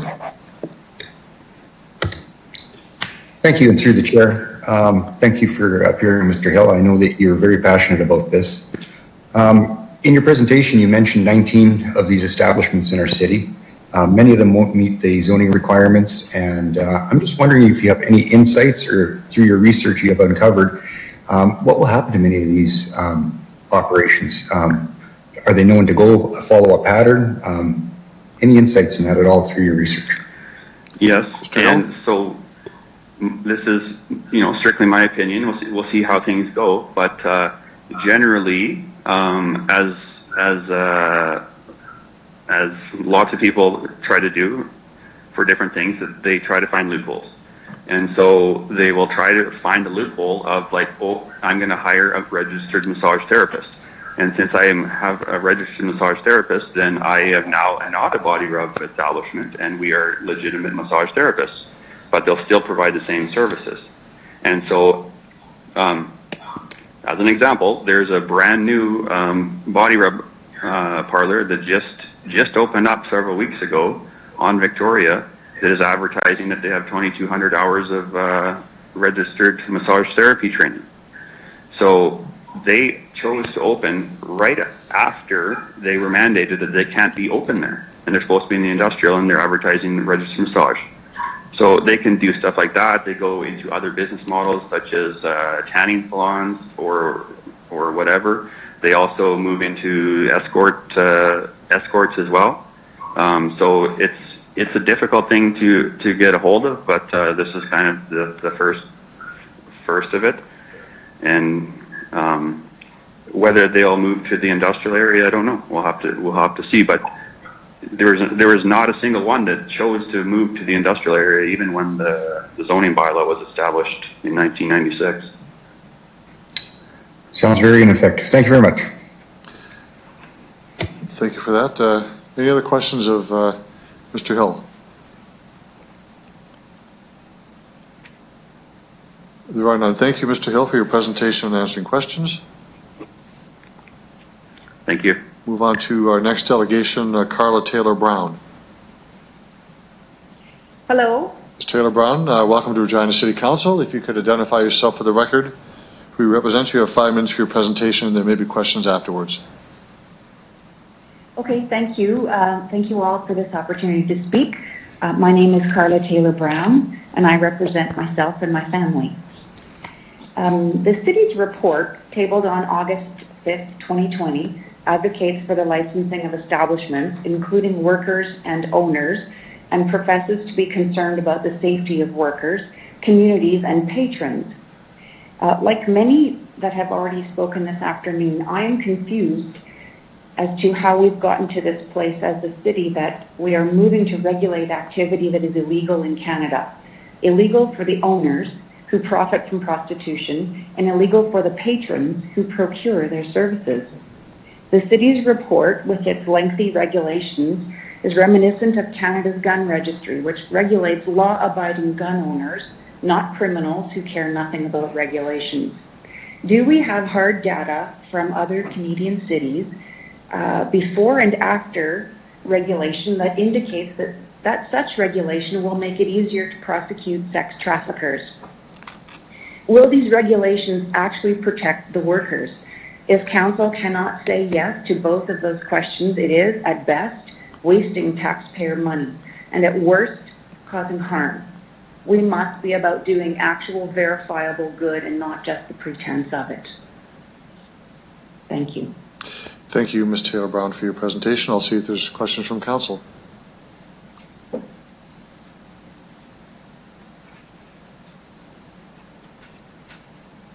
There are no questions. Thank you very much for your presentation. Thank you. Pam Shaheen is the next delegation. Pam Shaheen, are you there? Yes, I am. Hello. Good afternoon and welcome to Regina City Council. You have 5 minutes for your presentation. Please go ahead. Thank you. My name is Pam Shaheen, representing myself, citizen and taxpayer of the City of Regina. I would like to start by reading a portion of the Code of Conduct for Regina City officials. This is the City's Act bylaw number 217-45, 13.2. A member shall strive by focusing on issues important to the community and demonstrating leadership to build and inspire the public's trust and confidence in local government. I would like to have each of the council members think of whom they are representing. I do understand the police chief is pushing for this, but it's illegal activity going on at these establishments, and therefore you should not encourage illegal activity for police to do their job. As a citizen of Regina, I do not feel this should be a priority for our community. These are changing times during a pandemic. Businesses and citizens are all adjusting, and so should City Council. We have limited funds to service the citizens in Regina. Is this really the best way to spend taxpayer dollars for Regina to move forward with licensing illegal business? This was information published by CTV on August 5th, City Council discussions. There are concerns that workers' names won't be protected from the public if they're licensed. City Council would need to lobby the provincial government to change privacy laws in order to protect the workers' names. City Council then voted to license workers. So now the City Council is going to lobby the provincial government to change privacy laws to be able to license illegal business in Regina. How many rabbit holes does City Council want to go down?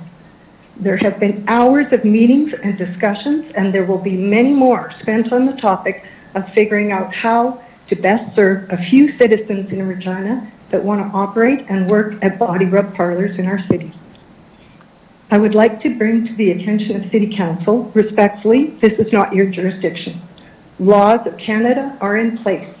Agencies and groups are in place to deal with your goal of helping sex trade workers and human trafficking.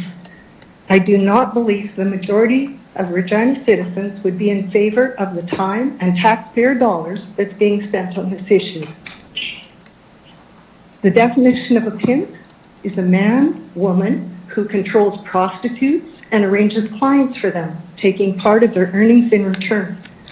Please do not let Regina be a city that legitimizes people profiting and exploiting their staff to give patrons intimate body rubs. I am against licensing owners of body rub parlors in Regina. Thank you. Thank you, Ms. Shaheen, for your presentation. I'll see if there's questions from members of council.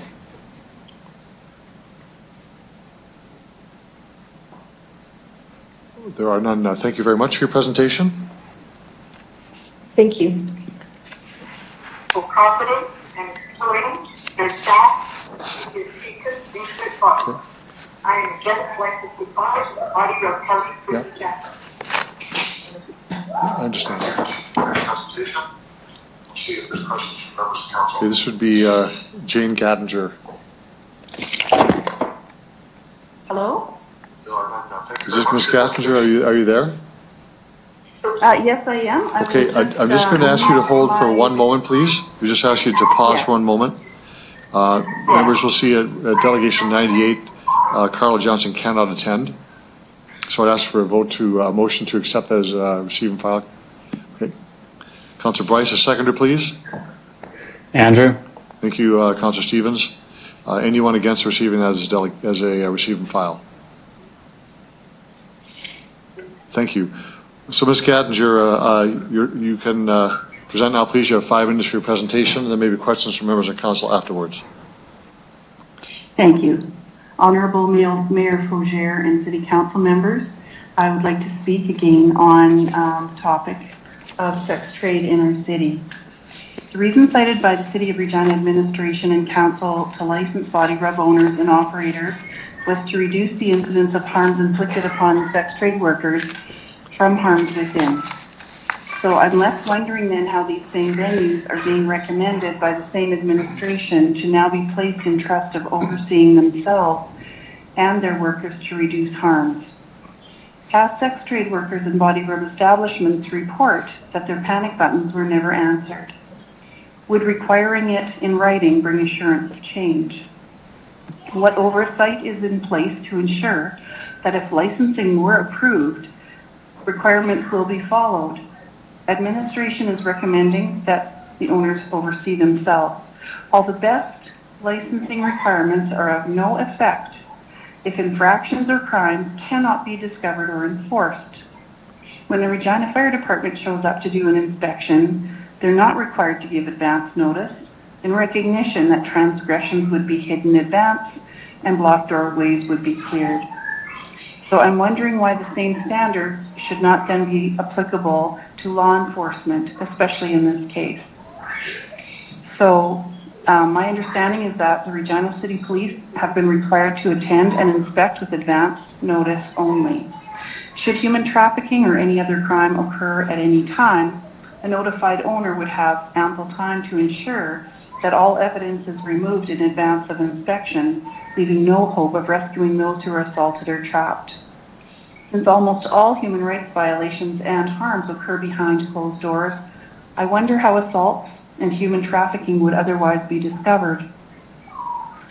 Leaving all present and future owners and operators in charge of gathering and maintaining all the workers' documentation suggests that you have put your full weight of trust that none would ever or could ever obtain false ID documentation as has been done in other Canadian jurisdictions. So while PSEPA legalized the sale of sexual services, it still remains illegal to purchase or to profit from the same. I'm wondering how the licensing of owners and operators can occur without legal recourse. Once licensed, would it not be impossible for police to charge and or prosecute owners who are profiting from the sale of another's sexual services? I believe it would grant them immunity and a sanctuary for human trafficking in our city. Under current legislation, sex trade workers themselves are the only ones who could legally be licensed, according to PSEPA and IRPA Section 118, 2.3. I believe the only thing more dangerous than licensing the sex trade workers is licensing the owners and operators only. Communities that have done this have become human trafficking hotspots. The owners are sanctioned and the workers are documented only within the confines of the owners, operators who have been reported to be among the abusers. I request that you license neither owners nor workers. In conclusion, I ask that you do not license the owners or operators without licensing the workers, which would be the most dangerous and invite human trafficking. But more importantly, I ask that you do not license anyone associated with the sex trade at all. I respectfully request that you do not leave the body rub establishment owners, operators to oversee themselves. I also ask that you untie the hands of law enforcement by making all necessary amendments that ensure that no one purchasing or profiting from sex trade work of another is sanctioned or protected. And B, allow associated with body rub establishments to be notified, allow no one associated with body rub establishments to be notified in advance as to when police will be attending. There clearly needs to be an element of surprise if human trafficking or harms are ever to be discovered and victims delivered. Thank you for your time. Thank you very much, Ms. Kattinger, for your presentation. I'll see if there's questions from members of council.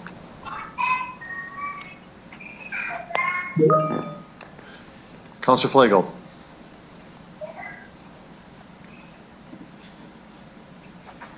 Thanks. Thank you. Ms. Gattinger, through you, I was just wondering, could you repeat what you said about prior to untie the hands of the police? You mentioned something about license the workers and the owners, or? Yes. Ms. Gattinger, so go ahead. Through the chair. Go ahead, Ms. Kattinger. Okay, through the chair, I ask that you do not license the owners without licensing the workers. That would be the most dangerous and would invite human trafficking. So it would be important that owners are never licensed without the workers also being licensed. Safer than that would be licensing the workers only. But more importantly, I would ask that you do not license anyone associated with the sex trade. Right. So why would it, if I could through you, why is it more important if we were to just license the workers by themselves? Is that one of the better ways to go? And then you said then don't license the owners or license them both. I'm not sure why one is better or different than the other. Okay. Ms. Gattinger, go ahead. Through the chair, if the owners are licensed and the workers are not, the license or the owners hold the power. Gotcha. And yeah, they hold the power, and as is the problem in the case with human trafficking across the board, it's easy enough for them to traffic people in, hide their identity, hide the fact that they're trafficked. They're in control of their identification, they're in control of everything.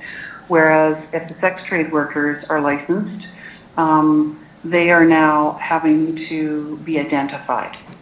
And it's one more opportunity, first of all, for them to be able to ask for help, potentially, whereas otherwise they could just be hidden behind closed doors and not have any say and not be able to speak and not be identified. So that's one reason. But I'm not advocating, if the owners were to be licensed, which I absolutely don't approve of, but It would be the absolute most possible dangerous scenario. They would either need to, if they were licensed, the workers would have to be licensed for their protection, because I think the risk and harms to the workers will increase as the owners are licensed. But I think that either situation is still not a good one. I think we need to not license anyone. Okay. I just wanted to clarify. Thank you for that. So you would say that if there is power to be taken away from the owners, it would be to license the workers. Ms. Gattinger. As well, or just the work.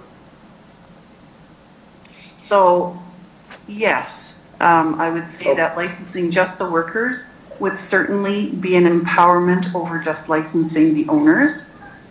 Okay. Absolutely, but I would say that neither is good. I would say the best scenario is licensing none.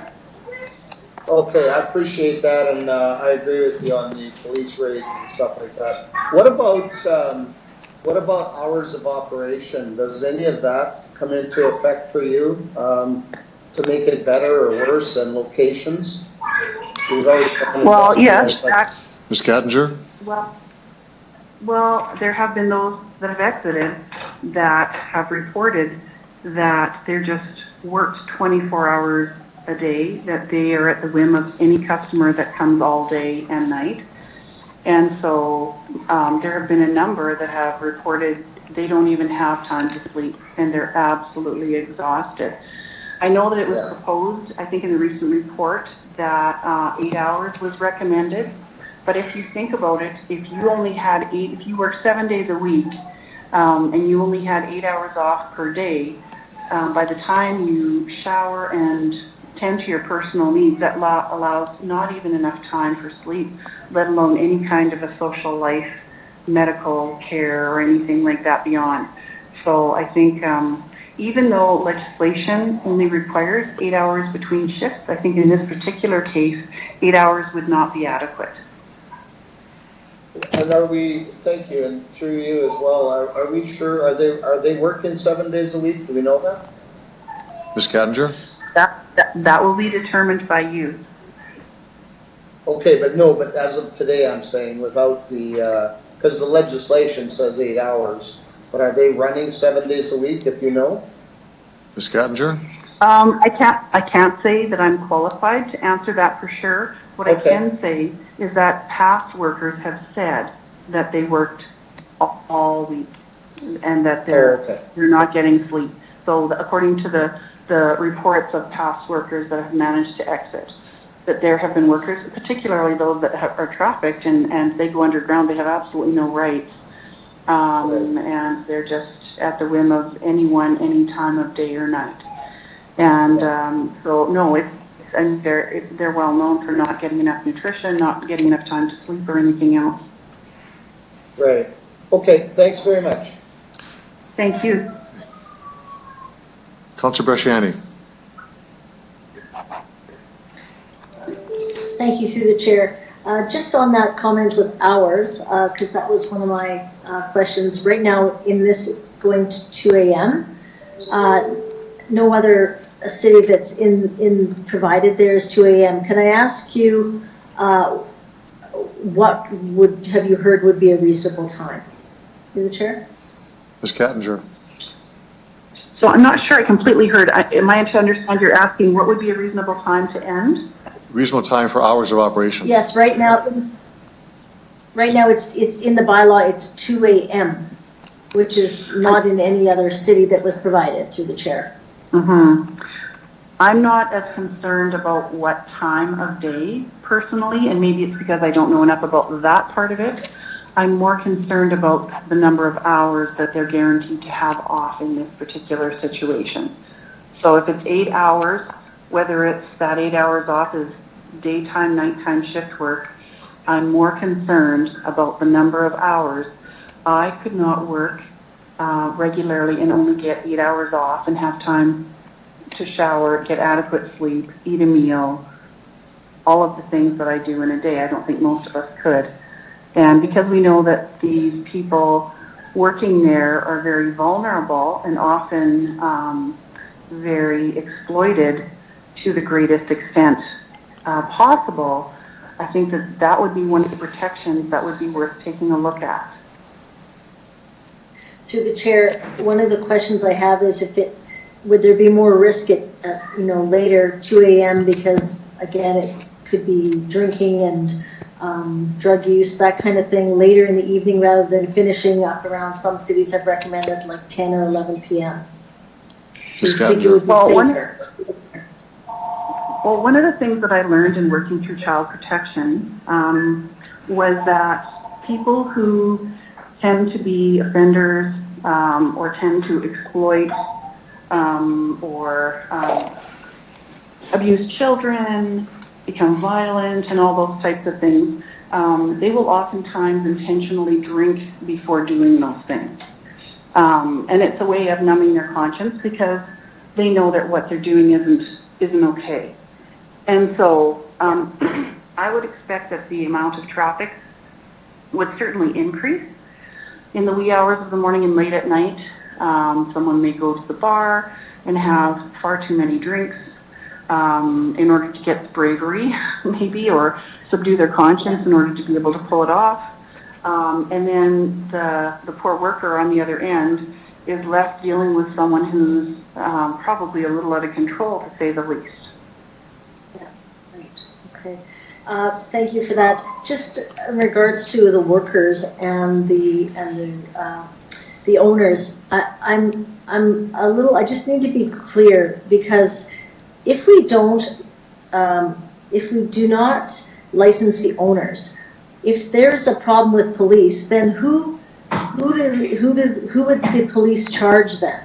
If they come back and if there's no owners and they don't have the license, would they be, if there's no owner on file or anything like that, who would be charged? How would that be tracked through the chair? Ms. Kattinger. Yes, through the chair. I would suggest, in my mind, that would be the same as a meth lab. They're not licensed, and because of that, they're not sanctioned. The police can stand against whoever it is that's doing the trafficking of the narcotics. They may need to do some undercover stings or what have you. Whoever it is, there needs to be investigations that would occur, and so I would suggest that the policing needs to take up the slack of what licensing is attempting to do at this point. And so where police, because I don't believe licensing, according to the workers who have been there before, licensing may do absolutely nothing anyway, because the workers find ways, hooks or ways to get around it. They find loopholes. Whereas if they aren't licensed and they aren't sanctioned, the police have free rein to arrest them then. And that's the route that I would like to see pursued more deeply. Councillor Brashani, you okay with that? Was this ever raised through administration, this conversation with not regulating, licensing the owners? Through the chair? Ms. Kattinger? Through the chair. For myself, from the beginning, I have opposed licensing the owners very clearly. I thought that was apparent in my presentations. It was very clear, Ms. Kattinger. Your presentations have all been very clear. Okay. Yeah, no, very clear in the fact that my question was around administration. Because I know administration met with a group of people asking these questions. So my question was that shared with administration. So. Okay, so I had attended the focus groups, if that's what they're called. There was a meeting with groups of people led by a facilitator. And I'm not looking to throw any one person under the bus, but our group came up with a plethora of ideas and a lot of opposition to licensing the owners. Not all the ideas were documented. They were the ones that were where I felt oversimplified, and I'm not the only one at our table that felt that. So it almost felt like there was slant in favor of licensing from the time that we got there. And some of the things there were a couple of things that were mentioned but they were kind of questioned, on the other side favoring licensing at that point in time. And that was raised, that that had happened in a meeting that I had with a member of administration. So they were aware of it, and I think I had raised concerns about over the City of Regina consultation and opinions not really being reflected in the report some time ago as well. Yes, yeah, you did. Okay, no, that's all I have. Thank you so much. Thank you very much for your time. Thank you very much, Ms. Gattinger, for your presentation and answering questions. There's no more questions from members of council. Thank you. Thank you very much. Our next presentation is Christy Kaiser.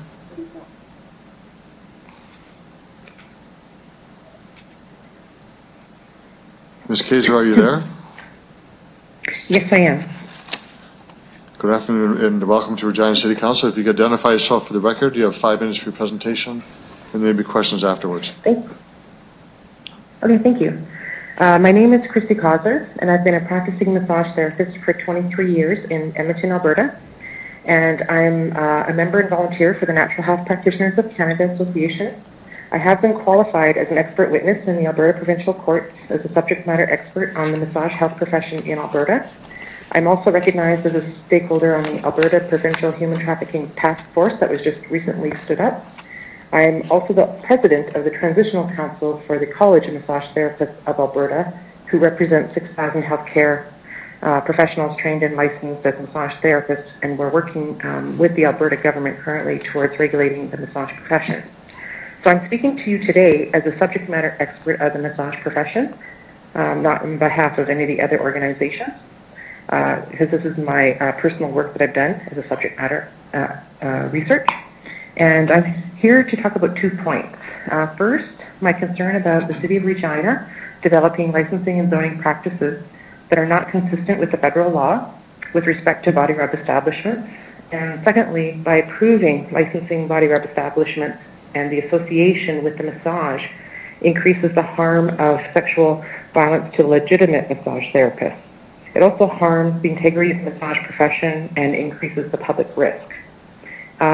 It is important to understand, the laws and how they came to be, because the Bedford case is often referred to in these debates. So it's clear that Bill C-36, the Protection of Communities and Exploited Persons Act, states the law.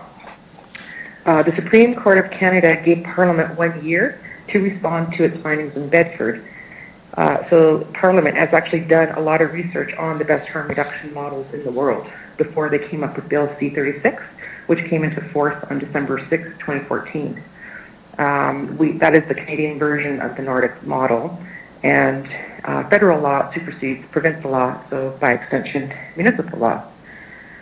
Bill C-36 seeks to decrease and prohibit the demand for prostitution, exploiting third parties, and institutionalizing prostitution through commercial enterprises such as strip clubs, massage parlors, and escort agencies in which prostitution takes place. So prostitution is defined as the exchange of sexual services for consideration or payment. A sexual service is a service that is sexual in nature and whose purpose is to sexually gratify the person who receives it. So obtaining a sexual service for consideration involves agreement for specific services in return for payment of consideration like drugs or alcohol. And I did provide Justice Canada publications on this bill that specifically I'm referring to here.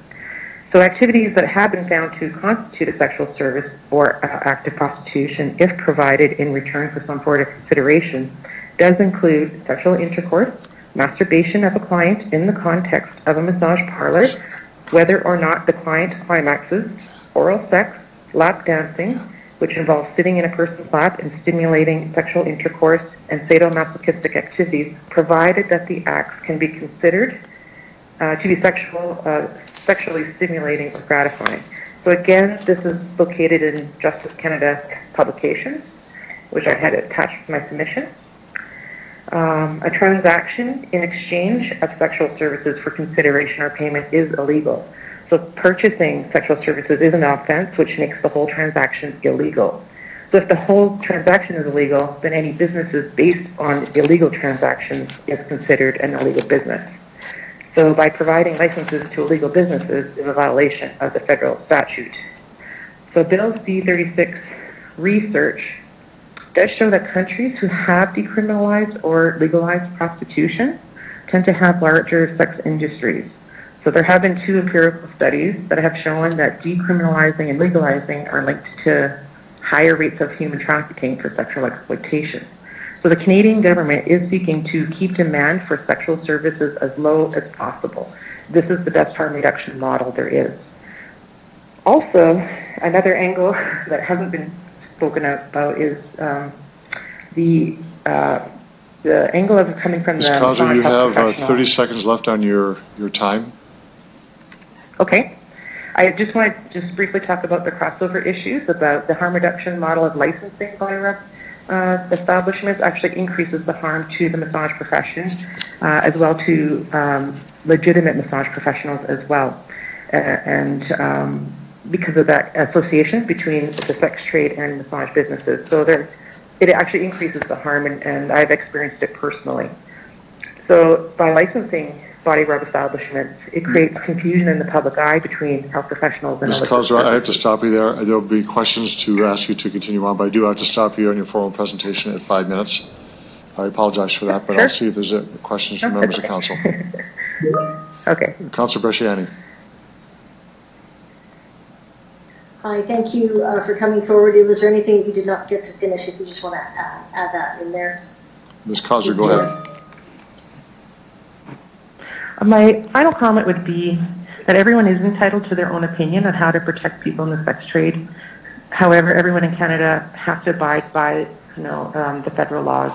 And this one Bill C-36 came into force in 2014.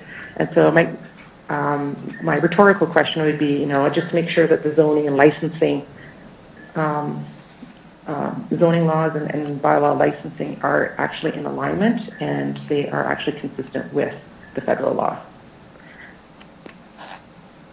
Good. Thank you for that. Thank you. That's all I have. Thank you, Councillor Bresciani. Councillor Stevens. Thank you, through the chair.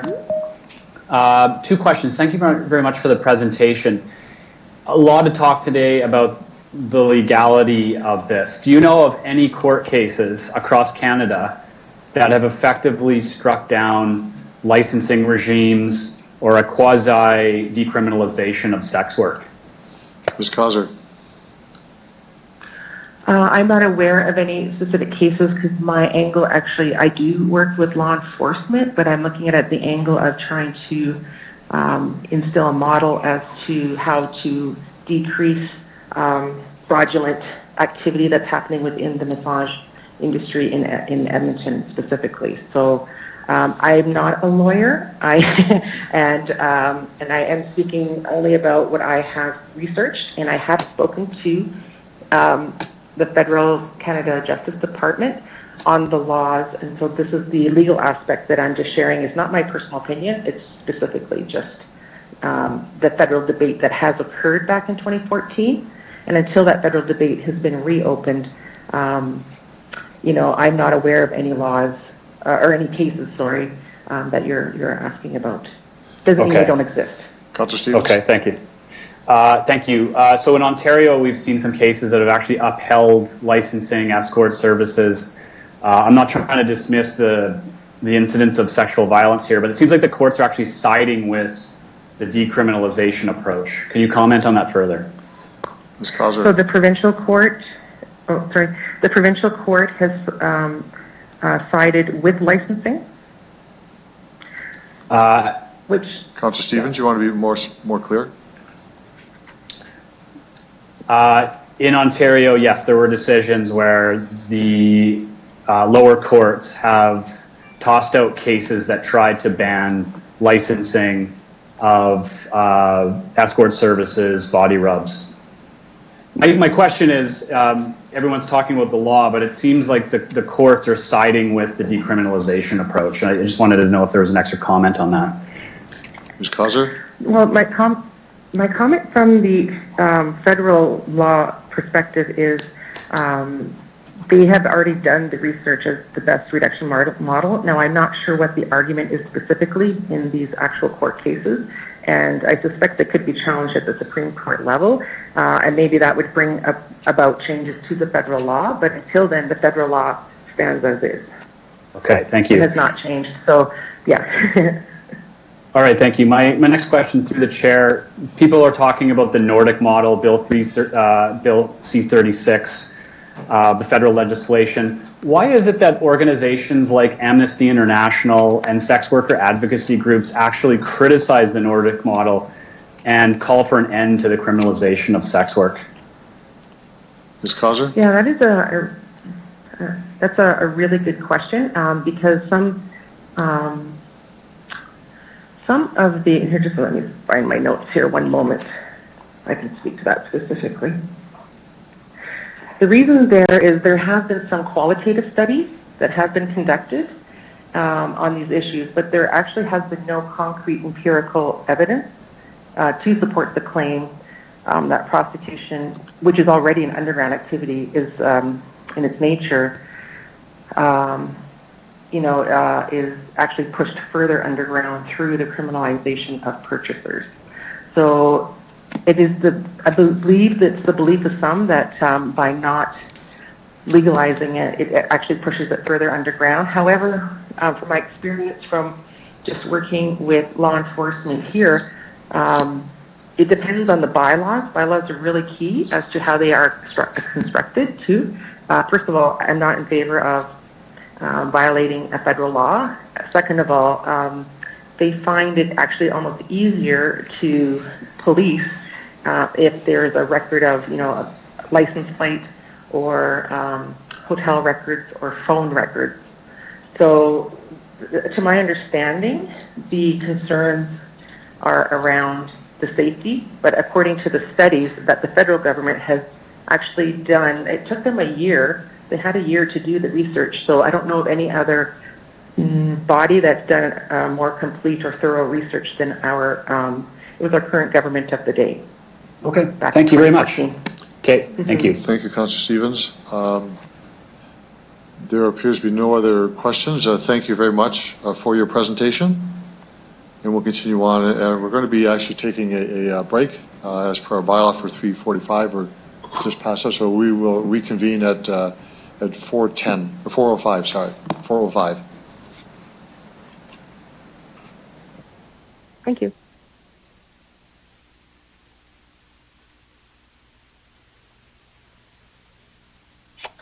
I'm having a break.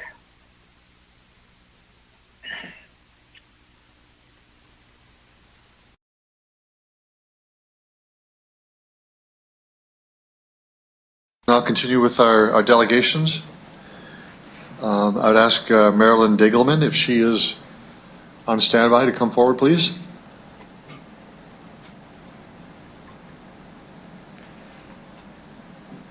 Ms. Digelman, are you there?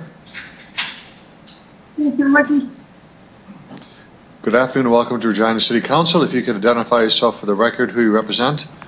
You have 5 minutes for your presentation, and members of council may have questions afterwards.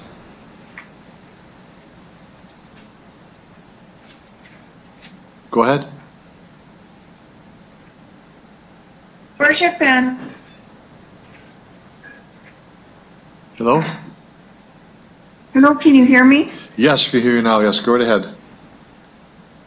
I have presented twice at council meetings before the increase of sexually transmitted diseases in our province, in which the city of Regina is located. And I recently read how the provincial government is concerned with the rise of sexually transmitted diseases, of which body rub parlors are a site of transmission. This is a degradation of our society, affecting marriages and children. I also brought to the attention of City Council how body rub parlors bring organized crime to the city, as well as the police are even hampered in their ability to police these establishments with the present laws federally as well as city. City Council wants to license pimps, which is against Canada prostitution laws, Bill C-36. Clearly illegal for owners and pimps to be involved. So why does City Council want to sanction illegal activity? So the strong voice spoken by the citizens of Regina last year seems to have been clearly disregarded. And I know that I'm a voice for many, so why does the City Council want to promote and allow this? It's actually filth. I would ask you to reconsider your approval regarding body rub parlors, but with that said, it was stated last year licensing doesn't work as the perpetrators know how to skirt around the laws. And in answer to Council Bresciani, how would they know how to contact the owner of the property to be held accountable for misdemeanors or criminal conduct? That's my presentation. Thank you. Thank you, Ms. Dagelman, for your presentation. I'll see if there's questions from members of council.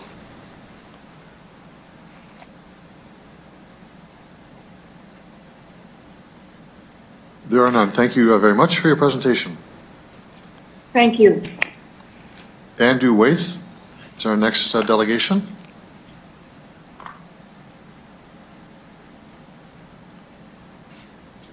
Mr. Waith, are you there? Yes, I am, sir. Good afternoon. Welcome to Regina City Council. If you could state your name and who you represent, you have 5 minutes for your presentation as well. My name is Andrew Waith, and I am acting as on my own behalf right now, even though I do speak on the voices for people in my community as well. So thank you. Honorable Mayor Fougere, esteemed members of Regina City Council, I'm addressing you, as you well know, on this topic regarding body rub establishments. And I have to apologize here that I have a little bit of feedback loop happening here, even though I've muted myself. I think that's better now. I apologize. I'm also addressing you in regards to the federal legislation called the Protection of Communities and Exploited Persons Act. The Protection of Communities and Exploited Persons Act, the PCEPA, the CEPA, has made it illegal to sell intimate body massage to protect the vulnerable, trapped, and often young workers to keep them from further injury from our justice system. However, PCEPA still makes it illegal to purchase these services as John, from people known as Johns, and illegal from others to profit from the sale of it, i.e. owners or pimps, or illegal to advertise by owners or pimps in that regard. And I know that you have voted to allow body rub establishments in the City of Regina industrial areas. I'm personally opposed to allowing them in that operation in that city. And you will be voting on licensing owners and operators or pimps as recommended by the Regina City Administration. This is still illegal in Canada as clearly outlined in the PCEPA, and I'm in opposition to licensing them. We cannot and should not license illegal activity in our city. The law should be enforced and illegal activity should be stopped, not sanctioned through licensing. While the claim of those recommending licensing is that our street workers will be better protected, I disagree.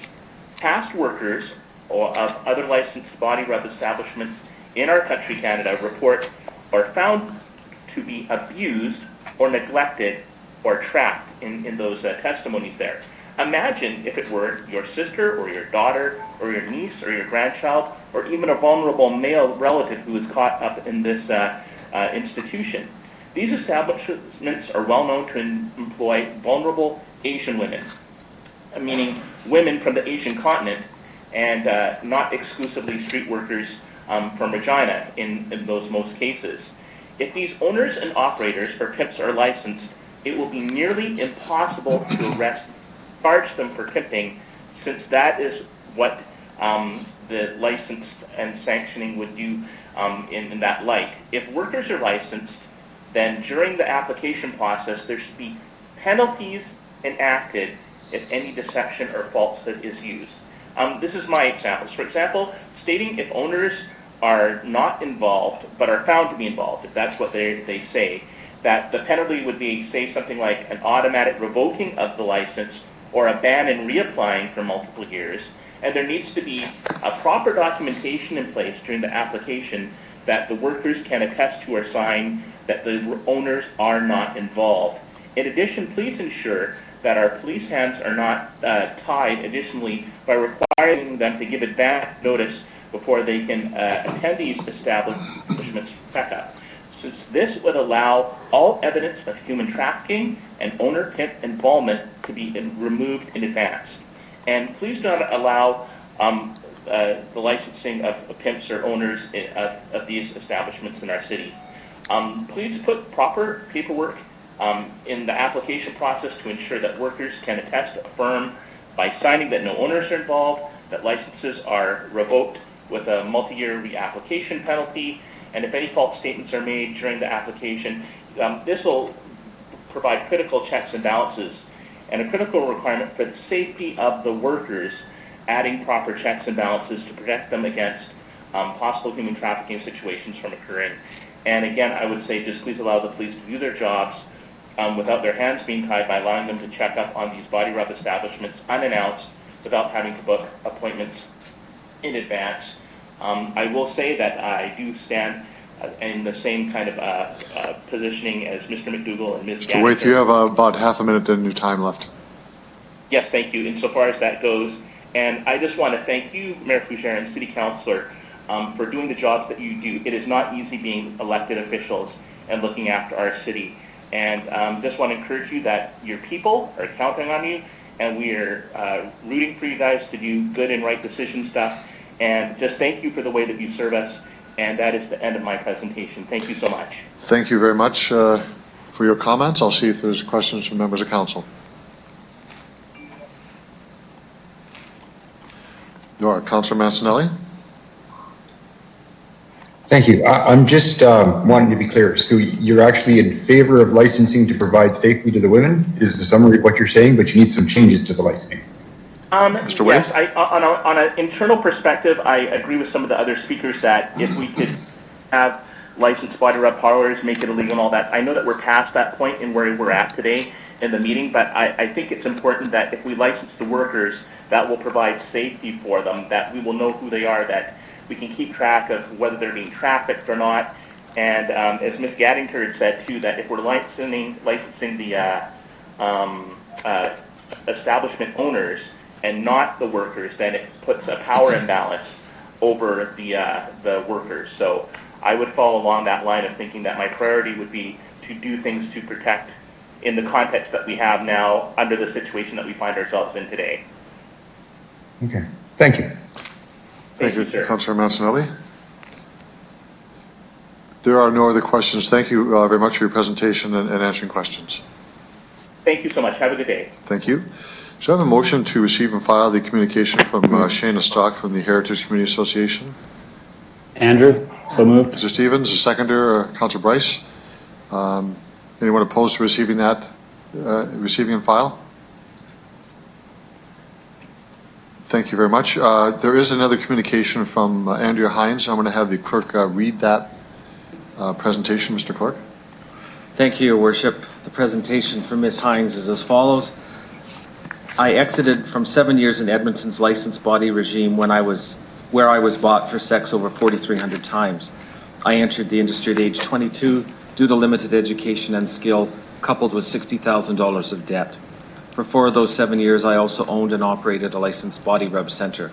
I exited at the end of 2012 and began sharing my story and assisting women still trapped in the sex trade as a victim advocate with our local nonprofit, CEASE, Center to End All Sexual Exploitation. I recently published a peer-reviewed paper that you would find attached should you wish to review it. I share my insights with you today in the hopes that you will not follow in Edmonton's failed path toward the laudable goal of harm reduction. We are often mistakenly revered for our approach. Our current system is an extremely reactive and ineffective response. Aside from the obvious moral concerns of men using money as a coercive tool to circumvent the obtainment of genuine, authentic consent from women, there are several logistical issues as well. Licensing does not have the ability to protect the physical and emotional violence that occurs to service providers behind closed doors. A license does not stop incidents such as buyers choking providers, secretly filling them during sex acts, stalking them at their workplace, or following them home. It does not stop the repeated degradation and verbal assaults that leave providers traumatized, many for the rest of their lives. You will hear that we have a 99% compliance rate to our bylaw enforcement, making it sound as though Edmonton has cleaned up the sex trade. Not true. Very few providers in Edmonton are licensed. The majority operate unlicensed, using internet sites like LeoList instead. Many of our street providers have migrated to the internet. Only the very marginalized people remain, and these individuals would never be able to operate within a licensed framework due to complex needs such as addiction, homelessness, and untreated mental health. You don't need to license to keep the sex trade from growing more visible on the streets. The rise of the internet has moved most of the activity indoors. We have a course informing providers of their civil rights and responsibilities prior to getting a license, but the course has grave concerns. I spent 7 years presenting there and have witnessed some alarming things, including women leaving frequently to go do drugs, returning to the class, nodding off, and drooling down themselves. I've also seen multiple women of Asian descent who cannot speak any English falling asleep in the class because they were brought directly to the course after a 22-hour international flight from China. I've seen the same men repeatedly bringing women to the course and waiting in the lobby for them after. I've seen women cry, telling me they didn't want strange men touching them just so they can afford their rent. All of these women were readily issued licenses. I think you will agree that genuine choice was avoided in all their situations. I recently decided I could no longer participate in the course from an ethical standpoint, and I withdrew. Giving legitimacy to owners is a big concern in protecting provider autonomy. While it is not infracting against the federal law to allow sellers of sex to advertise and sell their own services, it is 100% against the law to allow third-party individuals to do so. Cities honor every federal law except when it comes to that which is intended to protect women from sexual exploitation. Why is that? By licensing owners, you will legitimize exploiters as everyday normal business owners. This has a deep impact on providers when their own city endorses the people who profit from their pain and suffering. We've had extremely exploitative owners who operated with impunity for years, victimizing dozens of women. The license made for massive red tape in getting their body rub center license revoked. We have some studios that have figurehead owners who provide a cover for their real owners, typically with people with involvement in organized crime. Harm reduction can still be done outside of a licensing regime. Licensing inflicts bureaucratic visibility stress on the providers. No one wants to be on an official documentation as a sex seller. Allow sellers to operate without requiring them to obtain a license, and do not license the owners. There's a better approach. First, a multi-stakeholder standing task force, including experts, police, and advocates, to collaborate on harm reduction strategies as well as approaches to reducing buyer demand. Second, voluntary registration for providers with RCMP. Third, a full-time city social worker or exited peer who can connect with providers and offer them resources and exit supports. Lastly, a funding stream within the city to financially assist those being sexually exploited who need supportive or transitioning dollars. Edmonton is presently examining a 5-year phase-out of our licensing. Regina has an opportunity to become an ethical leader in alignment with the federal vision and legislation against sexual exploitation. I encourage you to take it. Thank you, Andrea Hines. Thank you, Mr. Clerk, for that. Can I have a motion to receive and file that communication? Bresciani. Councilor Bresciani seconds that. Anyone opposed to receive and file? Thank you. One more receive and file. This is a communication from Chelsea Budd. Motion for that, please, to receive and file. Hawkins. Thank you, Councilor Hawkins. Seconder? Got it, Jerry. Thank you, Councilor Flagel. Anyone opposed to receive and file? Thanks, everyone. So before we get into consideration of executive committee, just a couple comments, and I'm going to ask the administration to provide some greater background. And I'll be stating the obvious when I say that what's before us today is a licensing of body rub establishments. The zoning has been determined by council previously. And while many comments by the delegations are blurring both those discussions, we have divided those into 2 separate reports. The first one on zoning and land use has passed, and now it's the licensing program. But for greater clarity and background information, I'm going to ask the administration to provide a comment. I'll start with the city manager, and I know the solicitor will want to make comments as well. Mr. Holden. So thank you, Your Worship. To your comments, this is a topic that has been discussed many times at Exec Committee and Council. I know a number of the delegations today indicated that they weren't aware that these discussions had taken place in our community, and I think it's just important to reinforce that when we went through the zoning conversations, Ms. Harlech and her staff had multiple consultation opportunities, open houses, etc. And then, of course, when we switched to licensing, Mr. Weary and his staff, again, had multiple opportunities to have conversations. And, of course, there have been multiple reports in front of committee and council for consideration. So I'm going to have Mr. Weary just outline the report today. Obviously, licensing is an important and, from delegations, a controversial topic today.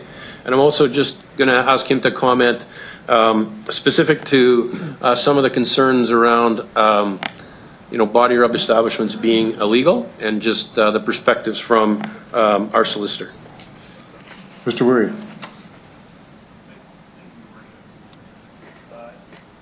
Council will recall the zoning bylaw amendments were passed that permitted body rub establishments to operate in industrial zones. And at the previous executive committee, the business licensing recommendations were approved with the addition of licensing of workers. So that's what's before council this afternoon.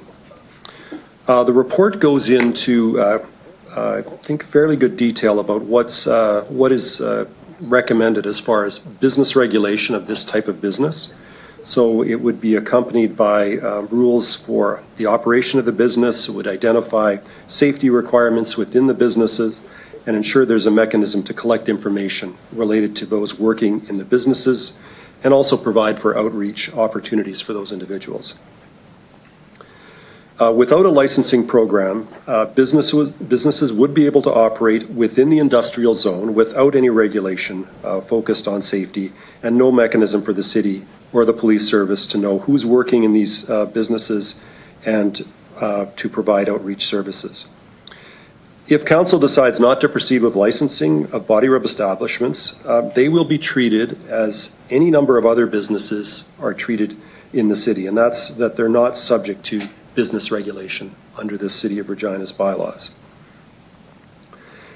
Changes made by council to the zoning bylaw earlier this year provide some regulation as to where these types of land uses can be located within the city, including separation distances. So there is some regulation in terms of location, as is common in our zoning bylaw for certain types of businesses. So that's how those would be treated without licensing. The zoning changes, as there are in the zoning bylaw, are not affected by any decision not to license these businesses. Body rub establishments and those who work within the businesses are still subject to the legal requirements of the criminal code. And any violation of the criminal code would be potentially subject to police investigation and criminal prosecution, which would be handled by the police service and the Provincial Department of Justice.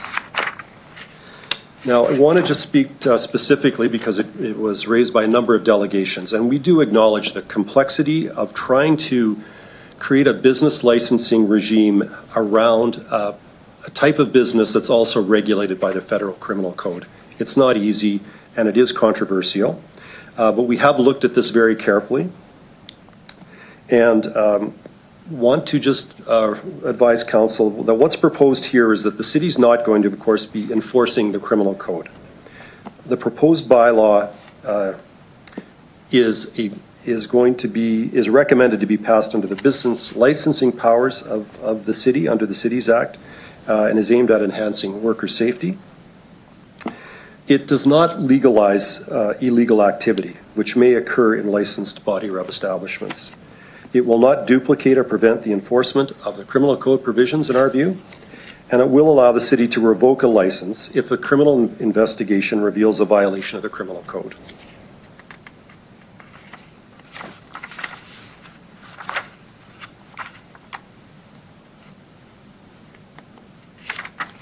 So those are the comments, Your Worship, with respect to that issue. The only other comment I would make is just in relation to the criminal code power, which is exclusive federal government jurisdiction. So while the city has the ability to enforce and pass bylaws to regulate businesses, we do not have the authority to regulate criminal law.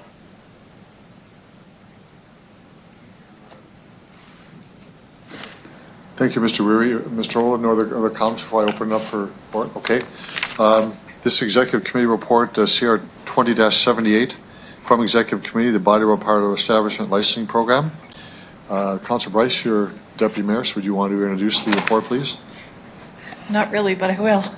So, and then I'll speak to it.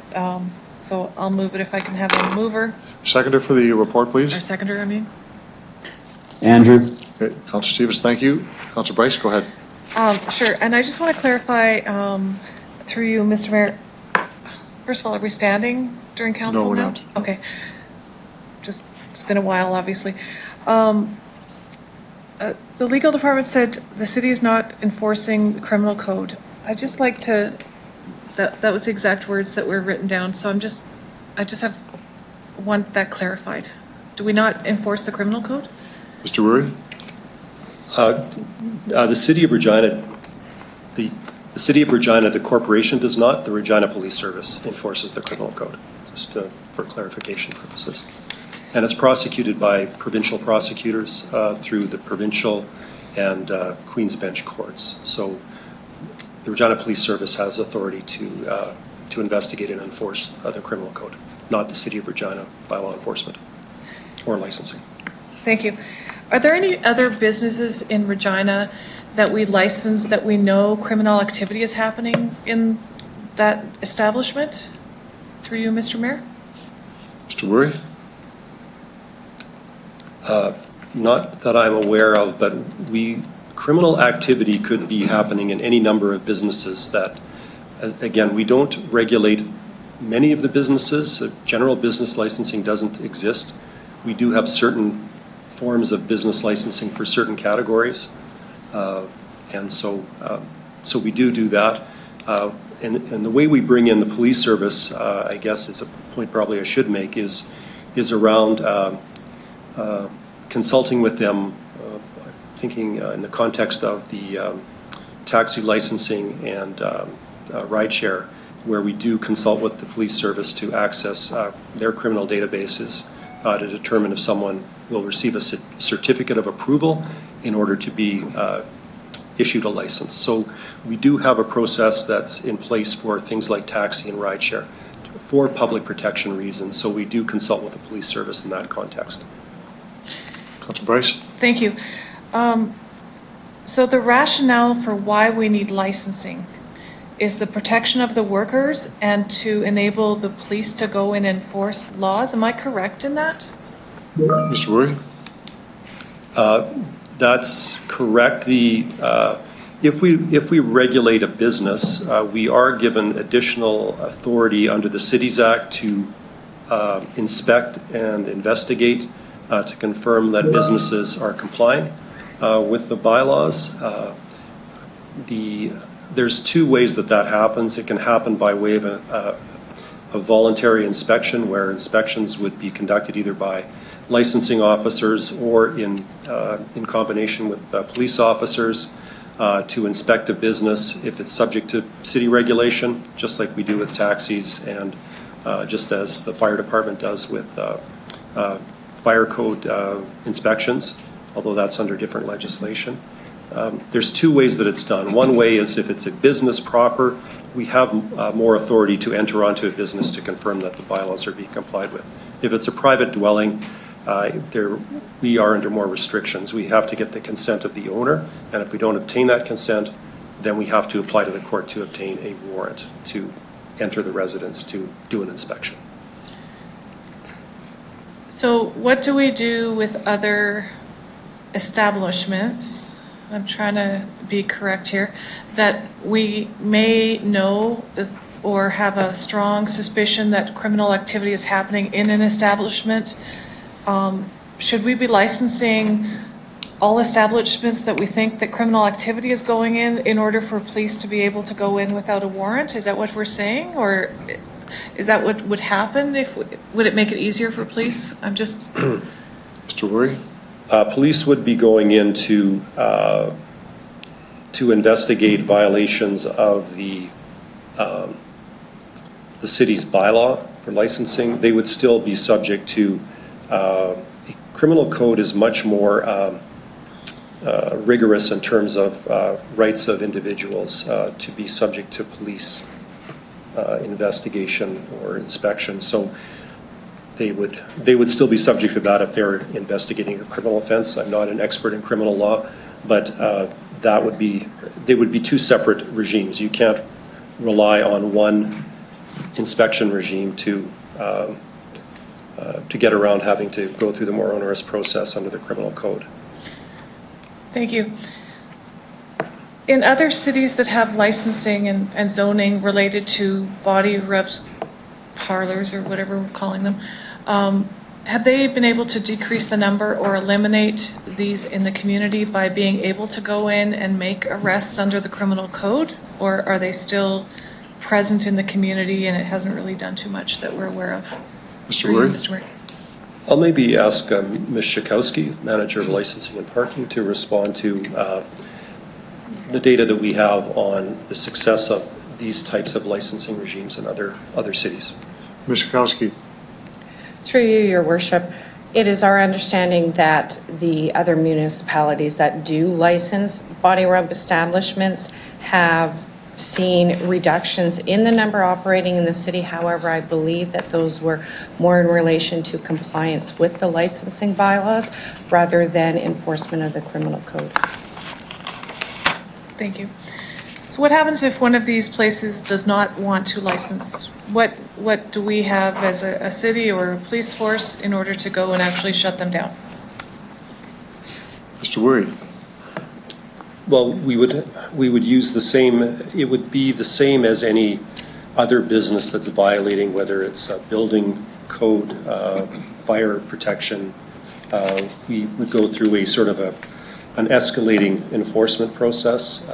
The ultimate ability that we have to shut down a business is applying to the Court of Queen's Bench for a court order, what's called sort of a regulatory injunction to shut down the business. So that is the most intrusive measure that we have, but we have to have evidence to prove that there's ongoing violations. Thank you. So that would be to shut down a business that doesn't want to shut down voluntarily, that's where we would have to go. Okay. It's not a surprise to anybody that I'm totally opposed to this. And I don't feel that it's good rationale to actually be licensing, and I didn't agree with the zoning either. So I'd like to move a referral motion, and I don't know, do we want to give everyone else a chance? I know I'll close debate as well. I'd ask you to perhaps hold off on that, Councillor Bryce. Do you want me to say what my motion may be, so it'll give everyone a chance to possibly speak? You could do it when you close debate later on, but I'd ask that you wait. Do you want me to say what's in my motion so people are aware of what? You can do that, but I'd ask you to hold off on putting it on the table. Thank you. So my intention will be to refer this report to the Regina Police Services to come up with a way or a plan to enforce the laws that are already in place to stop this from happening in our community and to eliminate these businesses from Regina. So that will be my motion when I close debate. Okay. If you could maybe give that to the clerk and she would have that, that's good. We do have other speakers. Next on the list is Councillor Murray. Perfect, thank you. Through the chair. I have a couple of questions. Do we have any members of the police service present right now? I don't believe you do. Okay, I'll just I'll ask it to administration. One of the questions that was asked a lot by the delegations and myself is the 24-hour notice. Under what circumstances are we required to give that 24-hour notice before an inspection were to occur? Mr. Woory? Worship, there's no 24-hour notice requirement in the Cities Act. It requires enforcement authorities to give reasonable notice to a business, and from there, if we don't require consent if it's a business operation. If it's a private dwelling, then we have to get the consent of the owner, and if we don't get that, then we have to get a court order. So for businesses, we have to provide reasonable notice. So that's that vague legal term that's just contextual in nature. So there's no specific number that we're required to do, but we're required to give them some notice. Councilor Murray? So, okay, thank you. So there is no situation where, let me get this correct. in the current bylaw that's written, there isn't a scenario where we could have bylaw enforcement or police enter on the premise of a bylaw infraction or operating us out of the regulatory framework without a notice. Is that clear? That there's no way to do that? Mr. Worry? When we want to do an inspection, we would be required to do that. If we don't want to give them notice and want to catch them by surprise, I guess, that's where you would require going to court to getting a warrant. And the legal test for a warrant is, are there reasonable, probable grounds to believe an offense may be occurring on the premises? And then if the court issues that warrant, then we can execute it without giving the property owner advance notice. That's typically the practice. But we have to meet that legal test, and we have to go to court to get permission. And in order to go to court and provide essentially what's a warrant, by regulating, does it give us more opportunity to do that, for basically more doors that we can open to go that route rather than just the criminal code violation? Mr. Worry? That we suspect is happening? You likely have an ability to go to a business on a more frequent basis to gather information and keep inspection records and things like that, because you are regulating the business. So yes, it would allow you to potentially have a bit of a chronology of what's happening from, however frequent the inspection or schedule might be. Okay, thank you. That helps me quite a bit. That's actually the end of my questions, so I appreciate the information. Thank you. Thank you, Councillor Murray. Councillor Bresciani?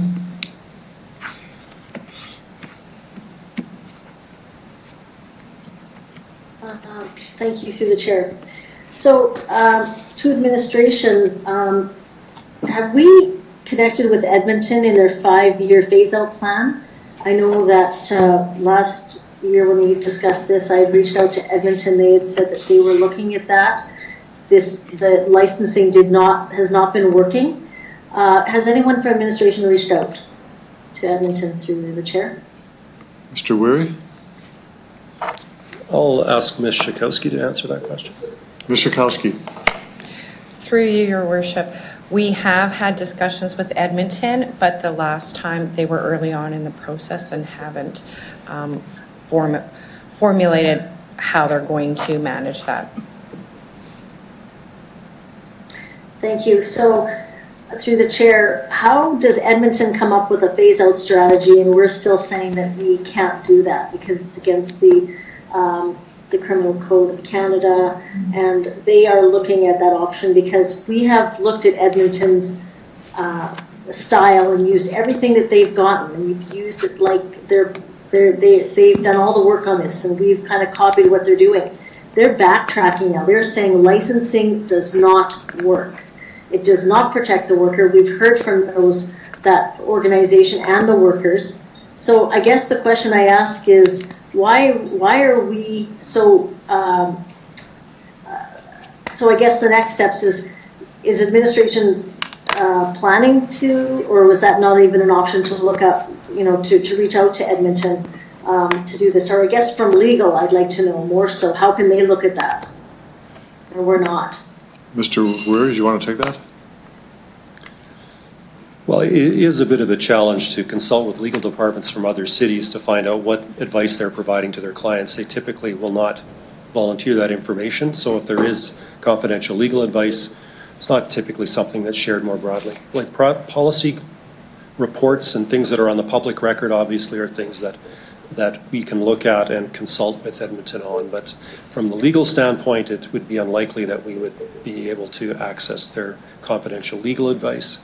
Certainly, part of this is to track what's happening in other jurisdictions, because some of them, we do have the benefit of them having had these approaches in place for a while. So Edmonton has taken one approach. There's certainly, I think it would probably be something we would need to be alive to, but also if this is a trend that's more broad than just one city, I think we would need to, and council would need to take a hard look at whether the timing is right for this, or whether the landscape is changing in terms of regulation of this. The other comment I would make is there is the legislative landscape is always changing in terms of Supreme Court decisions on this. You'll recall the Bedford decision is what started some of this this latest round of changes to the criminal code.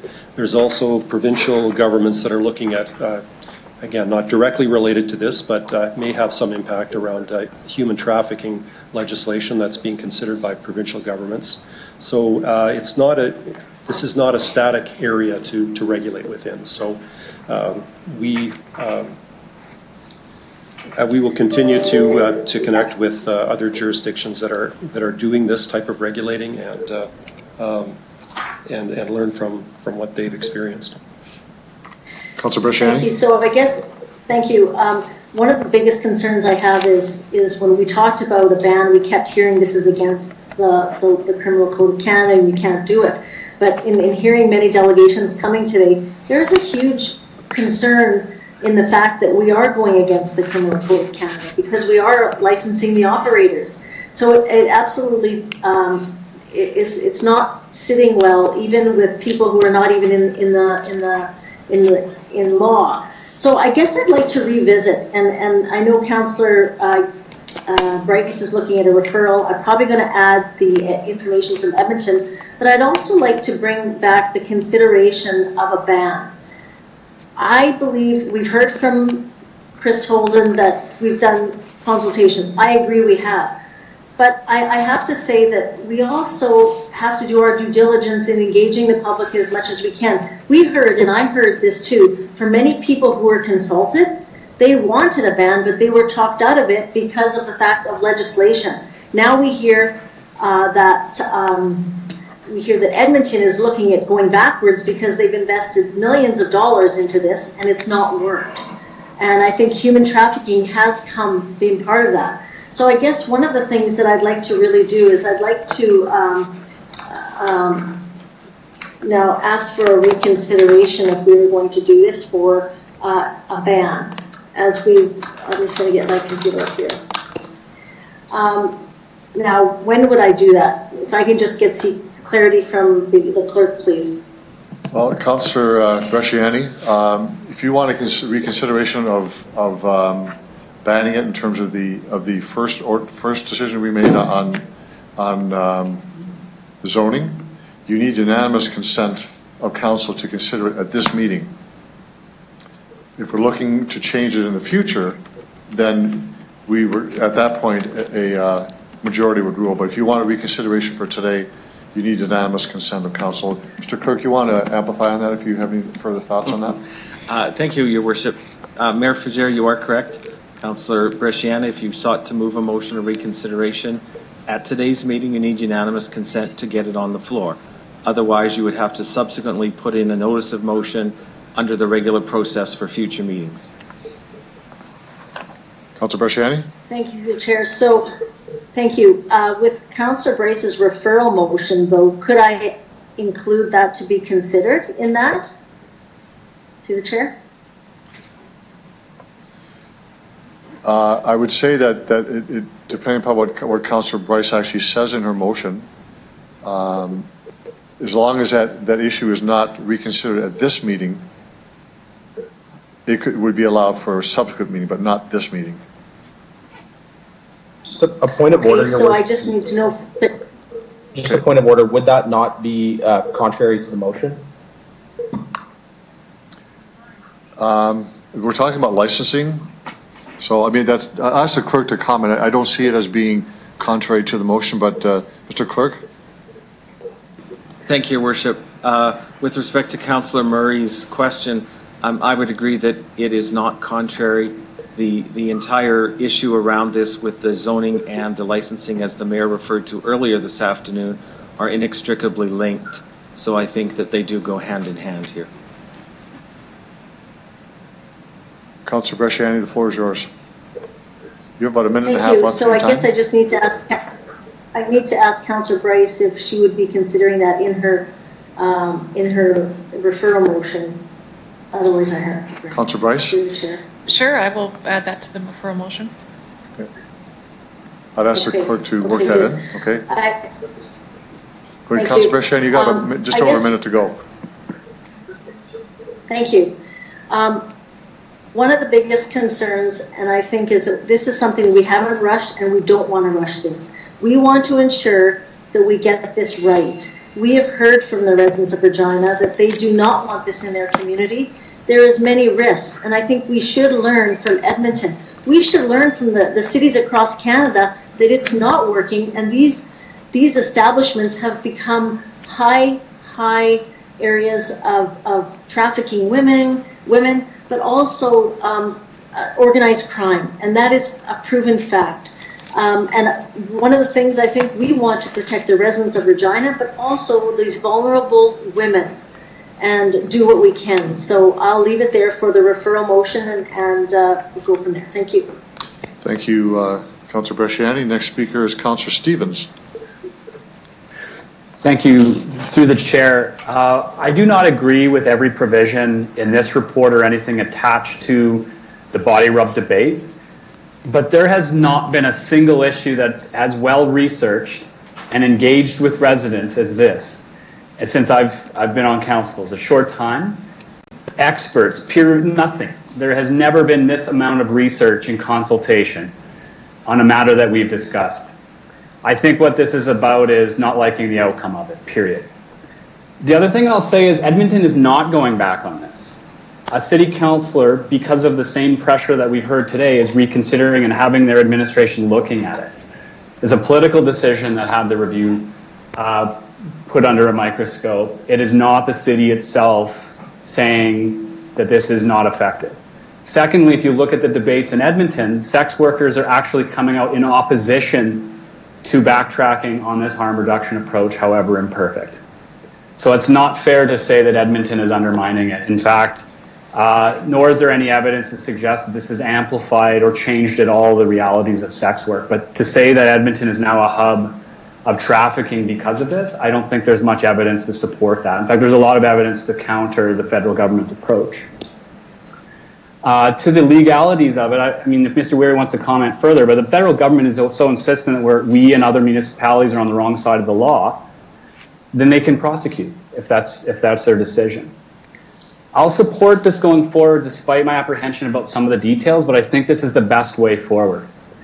To Councillor Bresciani's point and to Councillor Bryce's point about the RPS was involved in this from the very start, and their position was very clear. The status quo is not working, and that this approach, however imperfect, is a better window into the industry and a better approach to dealing with sexual exploitation, trafficking, and all the other violence that is embedded in this industry. We've also heard from sole proprietors who are in the industry under their own volition that they worry about the further criminalization.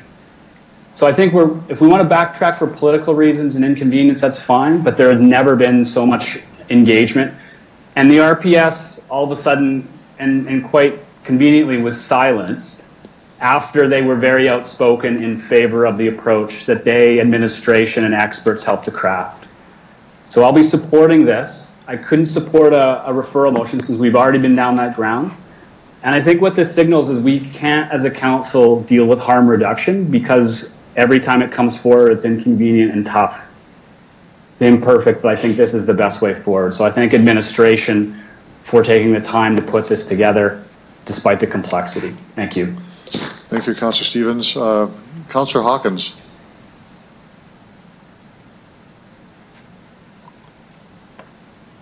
By saying that way back, I agree with the position taken by Councillor Bryce and Councillor Bresciani today. I did not want to see body rub parlors in the city. My position was lost after debate in council, and council agreed to zone body rub parlors into the industrial area. I want to ask the city solicitor two questions. The first is, what is if we adopt these regulations today, is there a minimum fine included in these regulations? I believe the answer is yes. $2,000 for the first offense with escalating offense enforcement after that. I just need to confirm that my understanding is correct. Mr. Weary. That is correct. And Just I want one to. more, point of order. Mr. Weary, go ahead, just so his microphone's on. Thank you, Your Worship. Yes, there would be more specifics if council approves this report in the bylaw that would come forward, would have all of the specific detail around this licensing approach. And it would include fines and fine amounts. Thank you. That's helpful. The second question I have for the city solicitor is, if we have failed to approve a regulatory bylaw today, am I correct to think that that means that body rub parlors could operate in the correct zoning area and be unregulated in that operation because of our failure to implement regulations today? Mr. Weary.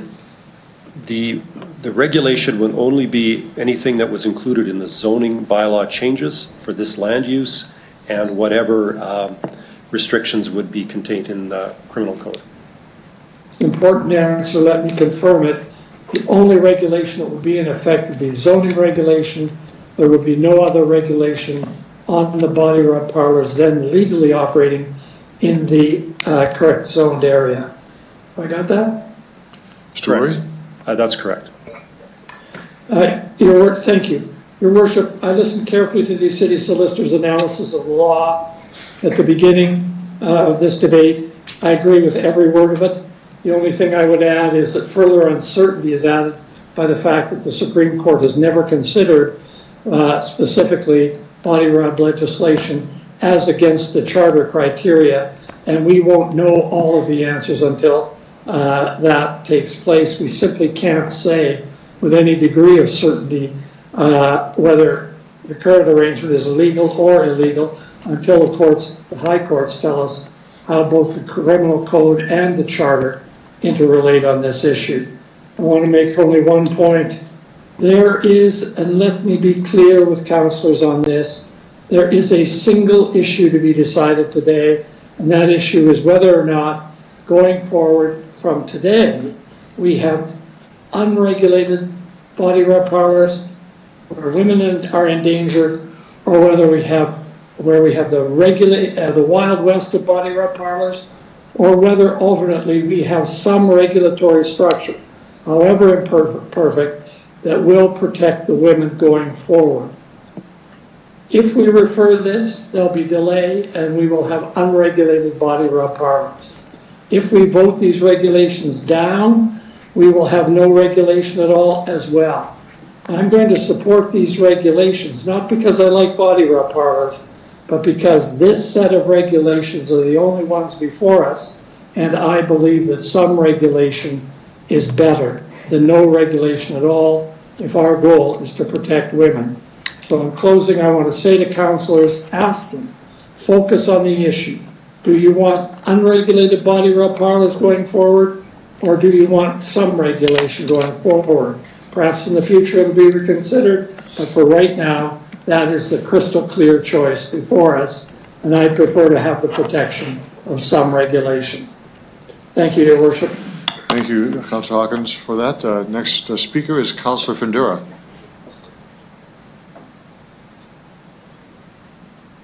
Coming on, Your Worship. I'm just getting my stuff ready. There we go. Okay. Thank you, Your Worship, to you. We should have banned it. We didn't. Majority rules. That's why we're here today. I do agree with all the comments. Delegations. I've got one question. If Councillor Bryce is bringing out about a referral, if I speak once, do I have a chance to come back with some amendments when we go through the process here, Your Worship? You have one chance to speak on the main motion. That's right now. There will be a referral motion at the end of this discussion. So your chance, if you want amendments, is right now, because you can't speak on a referral motion. Those are not debatable. Okay. Okay, Your Worship. So then what I'll do is I'll take my chance on the amendments. But first comment I'll make is that Councillor Hawkins mentioned about the if we're going to go and vote against this, it's going to be a free-for-all Wild West. That's the worry. But right now, I know that there is a Wild West going on Victoria Avenue. There are 19 that are, I just got a text here, the 19 or whatever, they're popped all over the Victoria Avenue, one recently. And they're not moving, and there's nothing being done to them. So it is, without regulations, they're just doing whatever they need to do, and we can't do nothing about it.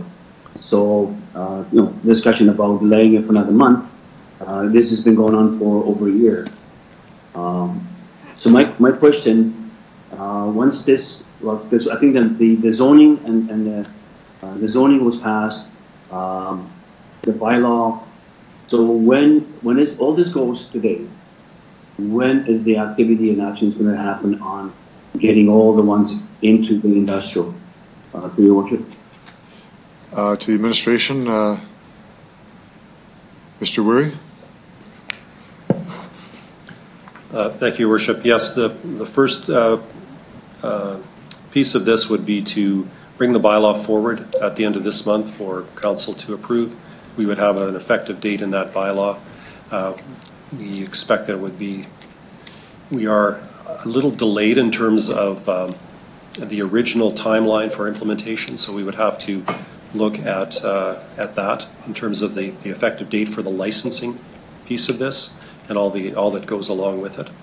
And then from there, it will be a question of approaching these businesses and looking for them to relocate to the zone where these types of businesses are permitted use.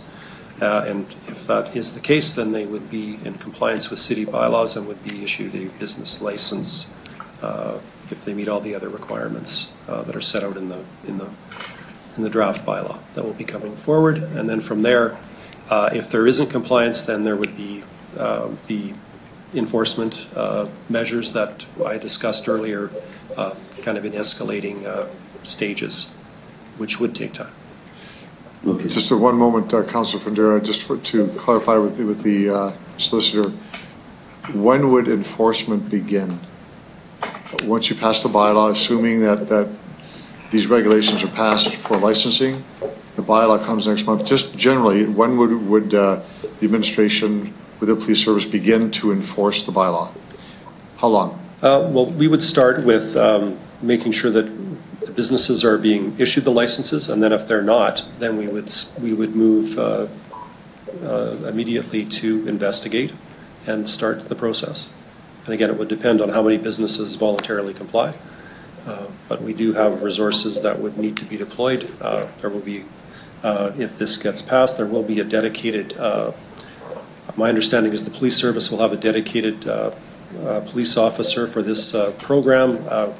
The proposal in the report is for there to be a dedicated licensing enforcement officer that would be dedicated to this program to both set it up and then to do the enforcement in collaboration with the RPS. So obviously enforcement would have to start immediately, first with voluntary compliance and then from there through the escalating phases. So would you start it before the end of the year?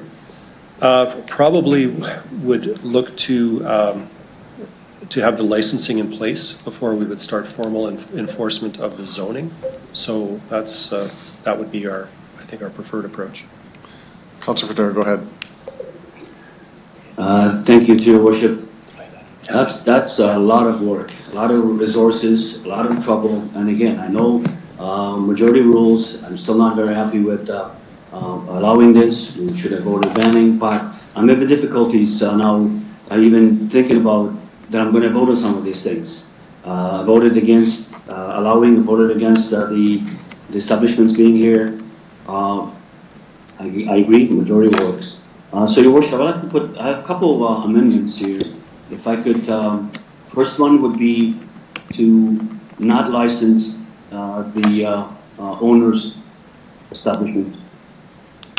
The reason for that is there's any, because of the difficulties of establishing who and what.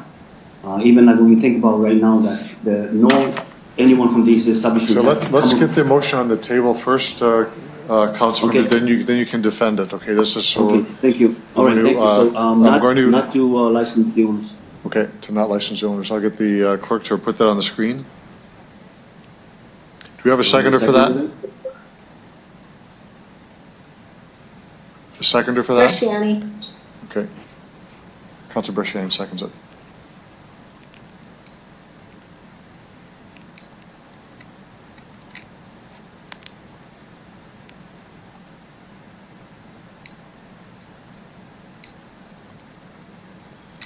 So once we have this on the screen, Councilor, I'll give you 3 minutes on the amendment to speak to it, and then I'd ask members who want to speak to the amendment, just put it in the chat box that you're referring to the amendment, not the main motion.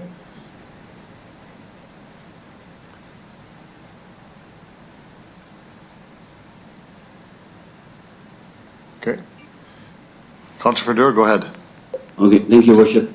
It just doesn't make sense. I mean, to license illegal activity, to license someone to, let's say, I mean, this trafficking, to license someone to make money from someone else's suffering. We've heard the stories. We've heard the firsthand from the individuals that were part of this kind of business. It doesn't make sense. I mean, there is law, and this doesn't sit with me. I can see licensing the workers that way, and then we can find some way of protecting if there's an issue that they're worried about being out there.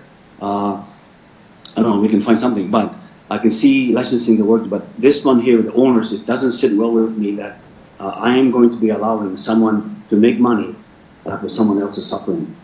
It is illegal. It is illegal to make money off of another person. And it's even stated that if an individual works at, and owns the place, and they're doing it on their own, but when you make money off of someone else, that doesn't sit well with me. So we and the report and delegation did speak about why not licensing the owners, and so that's my point. It just doesn't make sense. It's not legal. It is shouldn't be there. First of all, they shouldn't be here at all. But if we go anywhere, we should not. We should license as we have in our motion here that the workers should be licensed. So I'm not the owner. That's my point. Thank you. Thank you, Councilor Fedora. We do have one speaker to the amendment. Councilor Stevens to the amendment. Thank you. To administration, what would be the implications of this change? I know you had started with the initial intent of only licensing the owners of establishments. What are your thoughts? Mr. Woory. Thank you, Worship. I'll have Ms. Schakowsky answer that question. Ms. Schakowsky. Through you, Your Worship, not licensing the workers will reduce the number of tools we have in our toolbox for enforcement, because business licensing is generally tied to the location and restricting items that the business proper, as well as the owners within them, follow regulations that are tied to them, not the least some of the building requirements, enforcement activities like was brought up earlier, who would receive the charge or the fine that's being proposed, among other things. Mr. Kelsey, I think the question was, unless I've misunderstood your answer, is that the implications of not licensing the owners. True. That's the motion before us now. The amendment is to not license the owners, but we would license the workers. So what's the implications of that? Through you, Your Worship, I misspoke and I said worker when I meant to say owner. So if we are not licensing the owners, we're reducing the tools that we have in the toolbox for enforcement, because business licensing is generally tied to the owners in a location and building. And if we are not licensing those owners, we are not able to enforce such things as the building requirements. Again, if we need to bring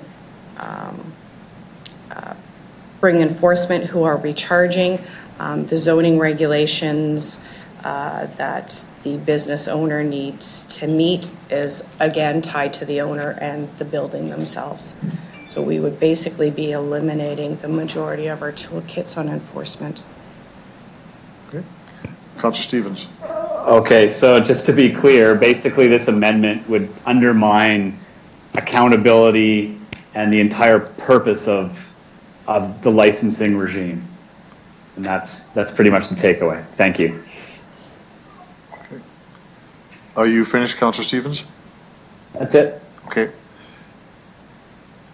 Councillor Bryce on the amendment. Thank you. So if we're not licensing the owner or the establishment, because it's worded the establishment, it's not actually worded the owner in the actual amendment report.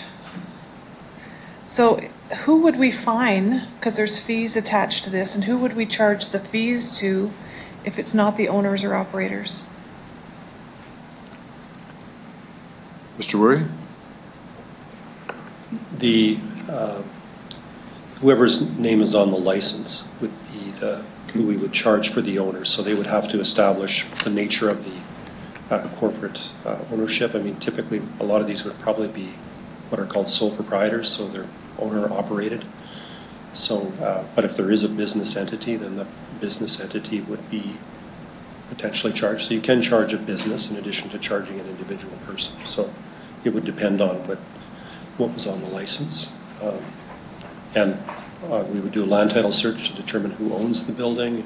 And from there, all of that would be part of the information we would gather in the license application. Okay, thank you. Councillor Bryce? That's it? Other speakers to the amendment?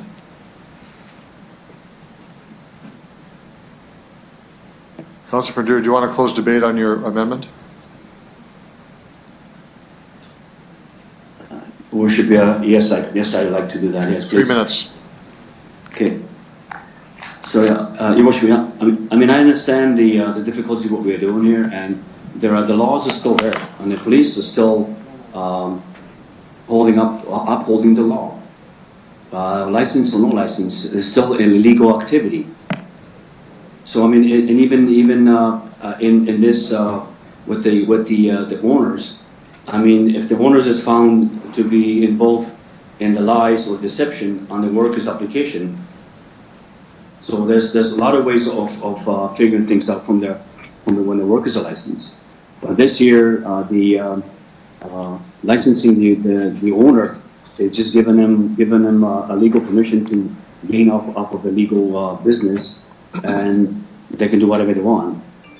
And this way you can find the discrepancies from the workers' application. If there's lie, there's cheat or deception, you can figure that out, right? So there's no need for the license. We have other ways of this law. Bylaws and zoning are only so much. Police is still in looking after the law. This is still illegal for the owner to gain money from someone else. So that's my opinion, or not my opinion, but that's how I feel about this, because there is still, it's illegal, and the police still have the right to enforce it. Okay. Thank you, Worship. Thank you very much. You've closed debate, so I'll ask the clerk to take the vote on the amendment. Mr. Clerk. Thank you. I will begin with you, Councillor Findura, please. In favor? Councillor Young. No. Councillor Hawkins. Opposed? Councillor Stevens. Opposed. Councillor Bresciani. In favor. Councillor Murray. Opposed. Councillor Bryce. Councillor O'Donnell. Opposed. Councillor Mancinelli. Opposed. Councillor Flagel. Opposed. Mayor Fougere. Opposed. The amendment is defeated 8-3, Your Worship. Okay. Councillor Frontier, you have about 2 minutes left on your time. You say you have another amendment. I'll give you the floor. Okay. Yes, Your Worship. Thank you. Where am I here? There we go. Yes, Your Worship. Thank you.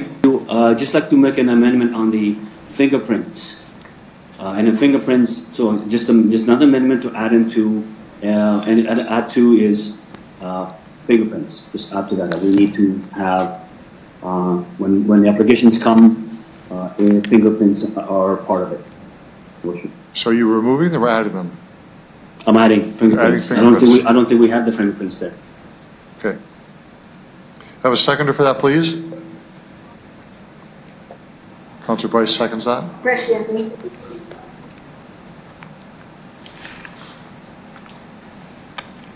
I second it, Bresciani. Yeah. We'll get this on the screen, Councillor Verdure, and then we'll speak to, you can speak to it. Okay.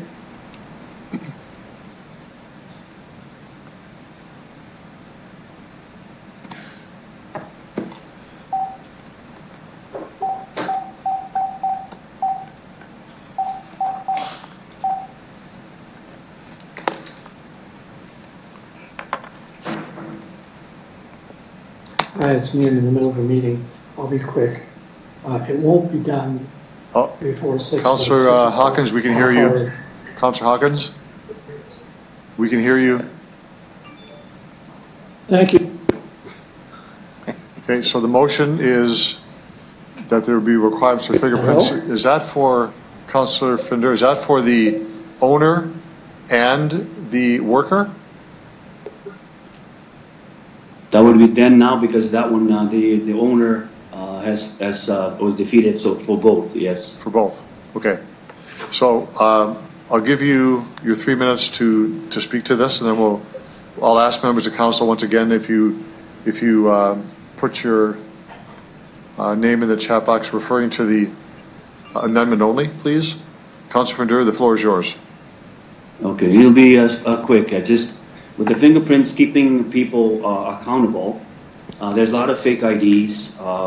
There's ways of circumnavigating who you are. So there are aliases and all that stuff. So fingerprints doesn't lie. It will tell the story of who you are. Just makes everybody accountable. We know exactly who we're dealing with, or who the police are dealing with, who's there, and it's a window on who that individual is. And other jurisdictions, as we heard from the presenters and delegation, is that they have it in their application process where the fingerprints is part of that process of application. So that is my comment. Thank you for that. Okay, so we do have speakers. I'm going to go to Councillor Young in a moment, but I want to ask a question first. Councillor Murray, do you want to speak to the amendment as well? Yes, it's a question for administration. Okay, I'll let you speak after Councillor Young then. Councillor Young, you have the floor first. Thank you, Your Worship. I have a question about, there's a criminal record check involved in this that the RPS will do, and the owners have to list aliases, and they have to prove that they're a Canadian citizen or have residency status. So I'm wondering if fingerprints are part of this. If needed, would the administration have that information? Mr. Wurry. We would not recommend putting fingerprinting as a requirement in the bylaw because the City of Regina can't require that information from individuals, but the Regina Police Service does gather that information where appropriate. And as Councillor Young has said, there might be instances where we would require fingerprints, but we wouldn't. Again, I don't want to speak for police, but I expect there might be some instances where they would require that to confirm identity, and other cases where they might not. But it would have to be a database that would be used by the police service and not the City of Regina proper. Mr. Wurry, I think the question is whether the police service does that in their background check, not whether we would like to do it or not. Oh, sorry. My apologies. I think that, well, the information that I have is that they will do it now if needed, but not in every case. So it is something that identification based on maybe some old knowledge for me in terms of identification for the purposes of criminal code identification is done and verified by fingerprint data. So, thank you, Councillor Young. You have that. Actually, Mr. Wurry, everything he said answered my question. So thank you. Thank you, Councillor Young. Councillor Murray. Thank you. Actually, Mr. Wurry's answer was my question as well. I got it that the police service would undertake that if they needed to. So, right. Thanks. Okay. Councillor Bresciani.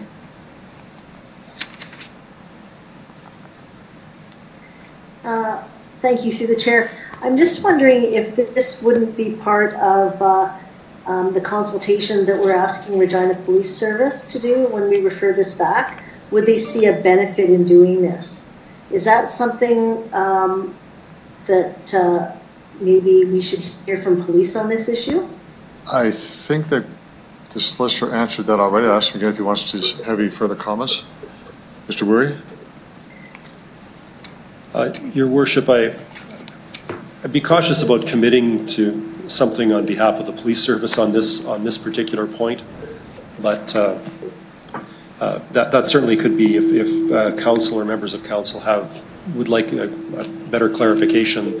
The police service would be the ones to ask about how they gather that identification information and data, and to the extent that they can share that with us, I'm sure they would share what they can. Okay. Councillor Bresciani. Thank you, through the chair. I think that would be, we at least have more information coming from Regina Police Service if they feel this is warranted and how this would work. So I would feel better just to have more information in that regard, rather than just, if we don't get it in here, then it fails. But I would rather hear from Regina Police. It's too bad that they're not here to comment today, but I'm just wondering, I'll leave that with Councillor Findura, if that would be an option. Thank you for that. Councillor Stevens, you're next. Thank you. I will say absolutely not. We have had this debate around the council table before about what we direct the RPS to do. This is a very specific directive. I have actually seen no argument in favor of it. I've heard John's piece on it. In California, I might add, this was viciously opposed by the industry because it's a gross violation of privacy.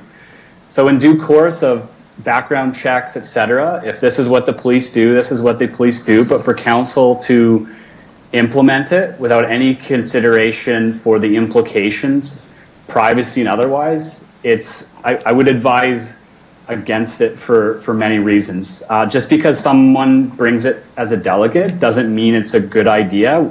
And again, administration did a lot of work already in consultation with the RPS about security provisions, background checks, etc. So I would encourage council to not vote in support of fingerprinting.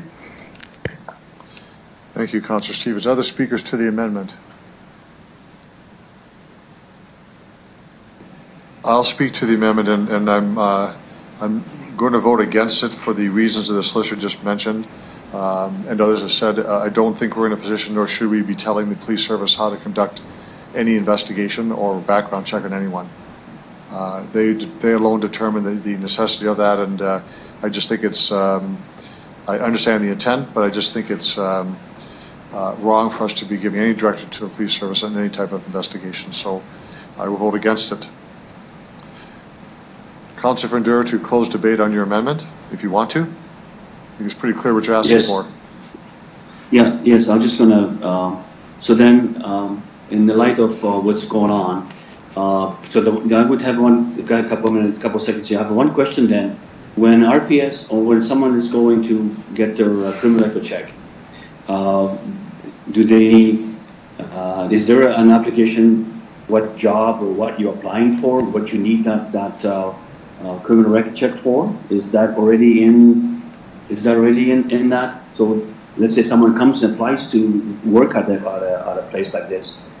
Do they have to, is that recommended that they provide the information that they are applying for, and then that's going to be used going to work at the body rob establishment, or is that something not in the application? I'm not sure. Can someone give me that answer?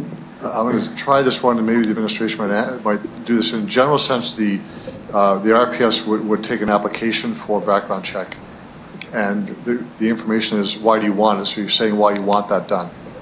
If we pass these regulations on licensing, they must say it's for an establishment here, and they'll go from there. Mr. Weary, do you want to add to that?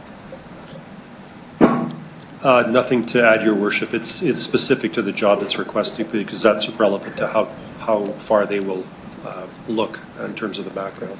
I don't know if there's anything Ms. Schakowsky may have. Ms. Schakowsky, do you have anything you want to add?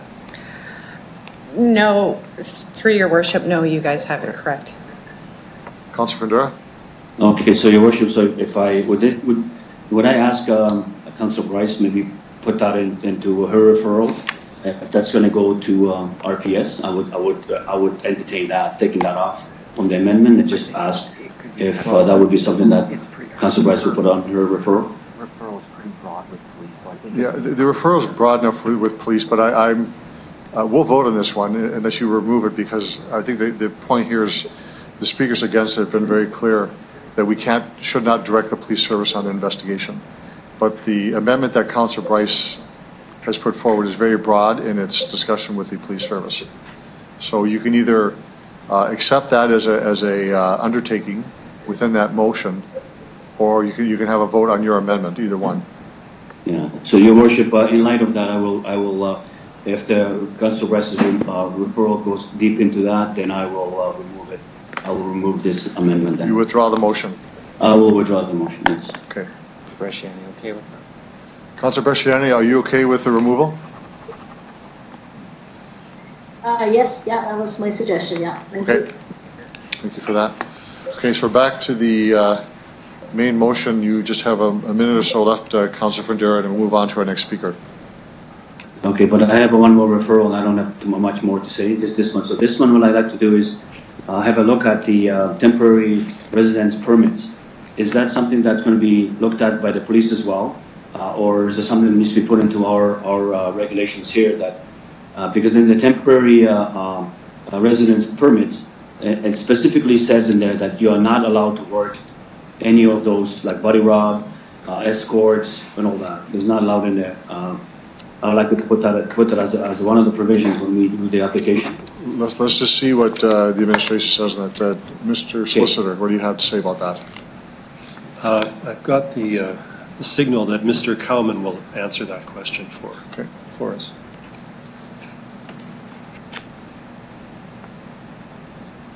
Go ahead. Okay. Through you, Your Worship, yes, during the application process, we would definitely look at that as part of identification. You'll be part of the application process. So to Your Worship, that means that it is there already, and that's going to be in print.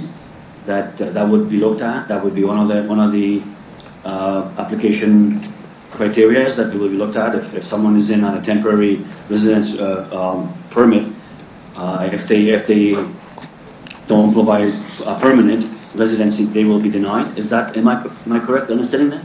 Through you, Your Worship, yes. That's correct. One of the just. No, sorry. Mr. Counselor, just let the administration answer. Through you, Your Worship, yes. One of the requirements in the licensing scheme is written proof of Canadian citizenship or residency status. So we would look at that document and verify that. Councilor Fundera? Okay, so then I have to now. Then that it's good on the it's good on the application for the worker. Is it on the awarding application for the owner? Because again, the same thing. I would say if the owner is not a permanent resident, then that would disqualify the temporary resident permit for owning a business or anything in Canada. Is that on that application as well? Through Your Worship, yes, it is. It is, yes. Okay. Okay, so then there's no need for amendment then? No. Okay. I think your time is pretty much up, Councilor Fundera. I'm good, thank you. Okay. I'm good. Councilor Young, you're next. Your Worship, Your Worship, point of order. When you look at the list, that permanent resident is on the worker, but it's not addressed on the operator. So I'm sorry, I don't see that. Can they point that out where that is? Well, I'll ask the administration about that. Through you, Your Worship, in Appendix B at the very end, it does identify that the worker or the owner and operator must have written proof of Canadian citizenship or residency status. So it is there. Okay. Good. Councilor Young. Thank you, Your Worship. My thinking right now is along the lines of Councillor Hawkins and Councillor Stevens. And it is frustrating to me that we had quite a bit of time with the Regina Police Service to ask these questions. And one of the things they told us, and if you recall, this all came about because of all of the parlors that were up and down Victoria and that were in neighborhood areas. And they told us that they had no luck in doing anything about that because they have to have evidence of criminal activity in order to be able to go in. And you can't do that except having sting operations, and it requires a great deal of resources, and they were not be able to do anything. So I don't really need to hear from them again. They've already told us what they thought and what they wanted to do, and they've already been part of putting this whole thing in place. And legal has mentioned this as a toolbox that allows them to do that work. So if we had them opening up in the industrial zone without regulations, we would have no way of going in any more than we did where they are now.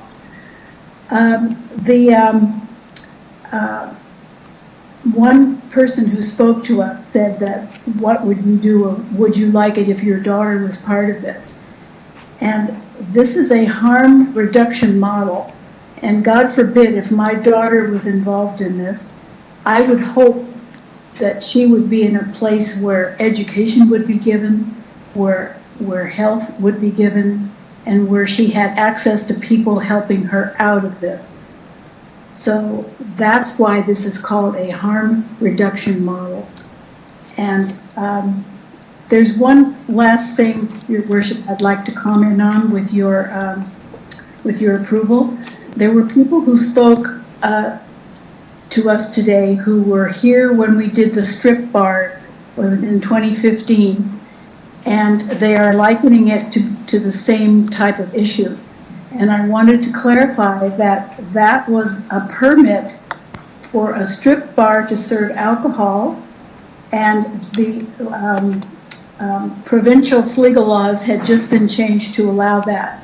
And so we could not turn the permit down on that basis. And our rationale for turning it down was zoning, that it was in a mall served by families, it was close to a neighborhood, and it affected what could be built in proximity. And those rationales had to be clear because we could have been challenged in court. So I just wanted to clarify that this is not the same issue. Thank you, Your Worship. Thank you for that clarification, Councillor Young. Important distinction. Next speaker is Councillor Mancinelli.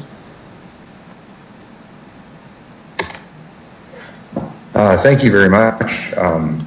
Throughout this, I've always wanted to approach this through trying to gain some harm reduction for those involved, and in that vein, I'd like to move an amendment.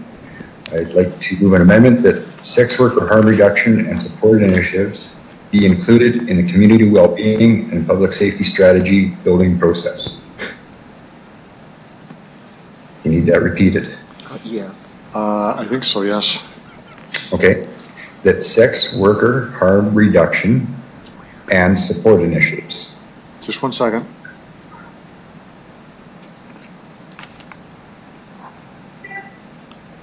I'm wondering, Councillor Messina, this could be perhaps an undertaking from the to the administration. I guess whatever administration decides, the better out is. Mr. Holden. So through your worship, administration does have a report that we need to bring back on community safety and well-being. This is something I think as we go through that work and engage with various stakeholders and the RPS, this is something that we can include in the conversation. Okay. Okay, that'll be fine by me then. And I guess all I want to go from there is to provide a few comments. So I didn't arrive at this point in time just because I felt like a councillor I wanted to forever debate the sex industry. I'm here because forever and ever the police enforced and kept prostitution under wraps with the laws they had and sting operations they enforced. They always charged the workers under those sting operations, and they caused more damage and re-victimized the victims. That law was changed, and those changes, well, they allowed that whole Victoria Avenue body rub establishment that we have now that everyone's been talking about. I was really heavily thinking of voting against everything today because I couldn't see any harm reduction coming through any of this. But I'd like to thank Councillor Hawkins for a stable voice. I really do want to look out for the people involved in this, and if this enables the police to do their job, which they've asked us for, I will vote in favor, even though it's been accused that it's going to be a dirtiness of my name to vote that way. And I really take that to heart, and I don't enjoy that being said. That's all I have to say. Thank you.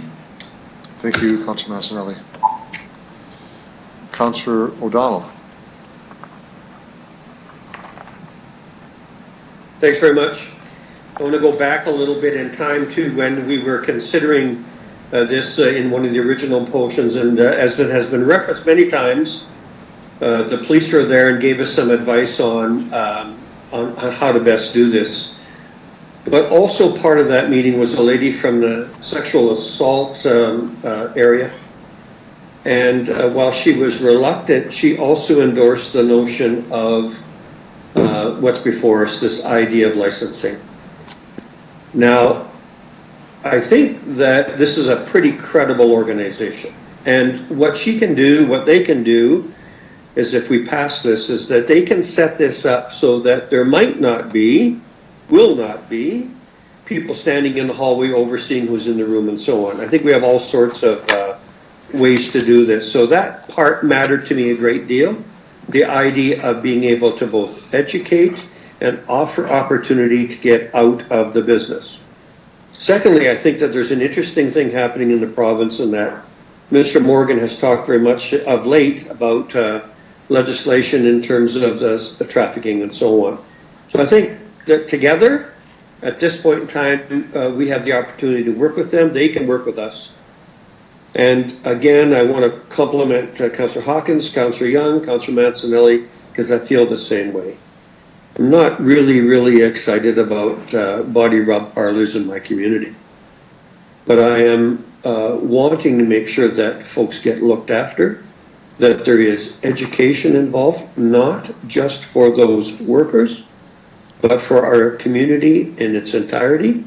That's part of that model that the federal government talked about, public education. And so, at least to start, I will be supporting the notion of a licensing mandate, and I think it's been fairly well thought of. Like Councillor Mancinelli, it seems that you're labeled one way or the other. I think that is grossly unfair. I think what it is that we need to make sure that folks are looked after in our entire community. The idea of, as it was stated, Wild West, the way it is right now, does not please me, cannot support that. I'm not looking for a referral. Thank you. Thank you, Councillor O'Donnell. Councillor Flagel. Thanks. I wasn't sure if Councillor Murray was speaking before or not. His name was there. Yeah, I believe he spoke at the beginning of the debate and asked some questions and stood down from there. Okay. All right. I'll go and then you guys can decide that. Thanks. What I'm wondering about is a couple of things. First of all, what's the timeline if this referral is brought forward? And it was never mentioned as to when Councillor Bryce is looking to have something come back. First of all, I'd like to know that.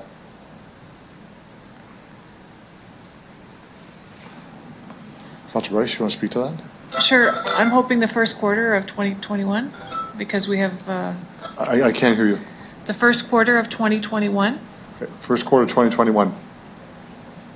Okay, thank you. So we're going to leave these workers unprotected for 6 months. That's a bit of a problem. I echo a lot of the things that Councillor O'Donnell has said. But another question I have is the hours of operation. I've been kind of listening and hearing, and like I don't know, if they're running at 2 or 3 o'clock in the morning, I think when you look at if we're trying to help these workers out a little bit, maybe we can shorten the hours, because it was alluded to that people are leaving the bars and places like that and then going and stumbling into these establishments, and it's causing nothing but trouble. So maybe is there a way that we can look at right now today in terms of changing the hours from, I don't know, 10 in the morning until midnight or 1 o'clock so that they can avoid that hard time? or if anyone has spoken with the industry, is that their busiest time? I don't know. I'm not usually around at 1 o'clock in the morning. Does anybody have an answer to that? Mr. Woory. Your Worship, I believe that we discussed that, and I refer that question to Ms. Schakowsky. I believe that they had some discussion about the hours of operation question. Ms. Schakowsky? Through your worship, there was a lot of discussion regarding the hours of operation, and it was suggested that we come up with ensure that there was some time where they were not allowed to operate, to allow workers some time to attend to personal matters. So as long as we were ensuring that there was some time that they were not allowed to operate, it was not set in stone that these are the hours that they would be forbidden to be operated, so we would be flexible with that, but those seem to be hours that were most appropriate for the times when these businesses would have patrons wanting to attend. Okay, so what have we decided as of right now, just so everybody knows, what are the hours of operation that we're looking at based on the information that's in front of us today? The administration, go ahead. Through you, your worship, there were restrictions in place to not operate between the hours of 2 a.m. and 10 a.m. Okay. I'm gonna throw an amendment out here that we change that from 10 a.m. to midnight, allowing a little bit more time for the workers to deal with whatever they need to. So that's my one amendment. I'll second that, Hawkins. Okay, just a moment, please, as my timer here is set up. Get this on the screen. Then I'll give you a chance to speak to the amendment, Councillor Flegel. I just think if just one moment, let's get sorry. the a motion on the screen first, the amendment on the screen first.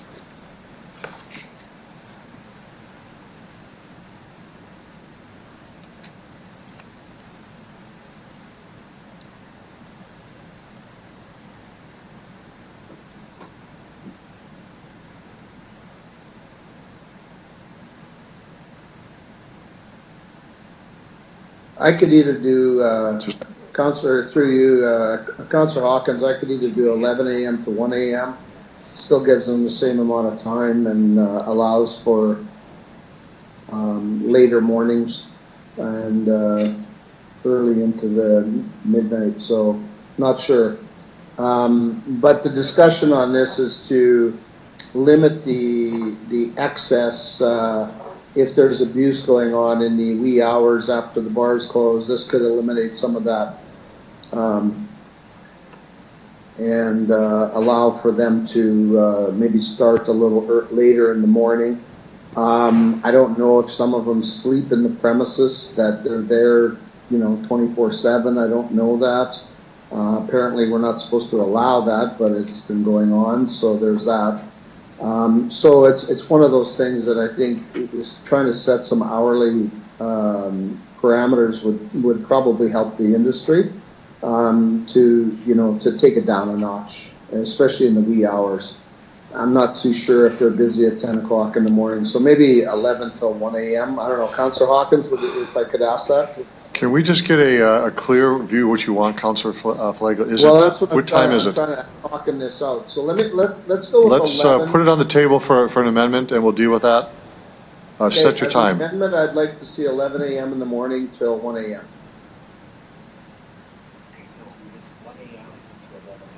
Sorry, not midnight. My fault. 11 a.m. Thank you.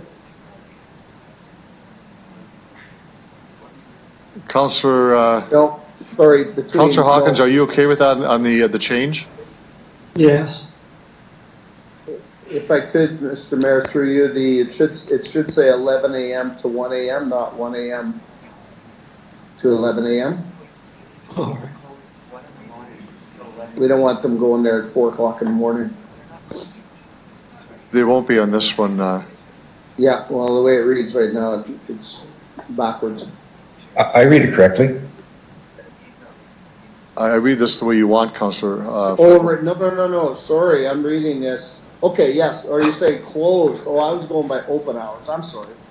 Okay. Sorry, yes. By 1 a.m. to 11. Yes. So you got about a minute to go in your amendment. So. Yeah. No, that's all I want to do is that's going to help protect the workers from the what people are saying are more abusive people that come in there after hours. So okay. I'll leave it at that. And if anybody wants to speak to it. Any speakers to the amendment? If you just put this in the chat box, you want to speak to the amendment. Councillor Stevens. Thank you, Your Worship. To administration, why did you put the hours of operation that you did? There must have been a rationale for it. Could you please explain? Mr. Weary? One of the rationales Ms. Schakowsky mentioned was the expectation that these wouldn't be 24-hour operations. And then the second one was just around trying to find a balance between hours of operation and when patrons would typically attend. And so there's I don't think there's any science to it, but I'll just look to Ms. Schakowsky if there's anything more that she wishes to add. Ms. Schakowsky? Through you, Your Worship, no, there was nothing additional to add, but as Mr. Weary said, those were the things that we considered in coming up with those recommendations. Okay, to the mover, through the chair, please. What's the rationale for the times? I just need something specific. Do we know that abuse happens at certain hours? I just need some rationale for this change, please. Councillor Flagle. Thank you. Just from what I was listening to and what I was hearing, and then if I remember back, a year ago, there was a few of the owners came forward and said that a lot of their staff are university students. And so if we can get them closing down earlier than staying open till 3 or 4 in the morning, I remember that. So I'm trying to accommodate a little bit of that to give everybody a chance. It's kind of hard, I think, when I heard that and they said that they're open Saturdays, Sundays, and everything like that, at least this way we can close the door at 1 a.m.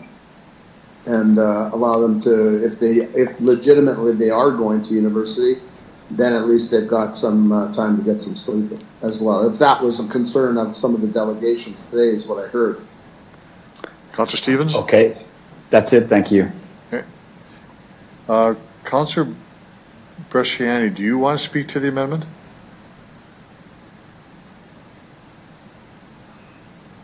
Yes, I do, Your Worship. Yes, in hearing the delegation and in hearing from other cities, when you look at the chart that was provided, there are other cities that, close at some at 9, some at 10, some at 11 and 12. Now, I'm going to ask if Councillor Flavel would consider closing at midnight. The only reason I say this, and I really would like it earlier, but the only problem is that the bus service out there only runs until 9 p.m. Now, I'm not sure that that's a concern, but if any of these women are taking the bus or need access to transit, at least it's not so long. But I do have a concern with it going too late into the night. So I'm wondering if you would entertain, instead of going till 1, it would be 12. Sure, whatever. Yeah. In an hour, I don't know if it makes a big difference, but yeah, sure. Councillor Hawkins, are you okay with that change, Councillor Hawkins? Yes. Yes. Okay.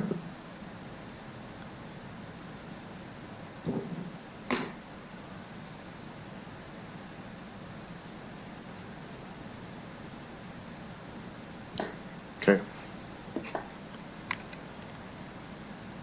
Councillor Bresciani, you finished?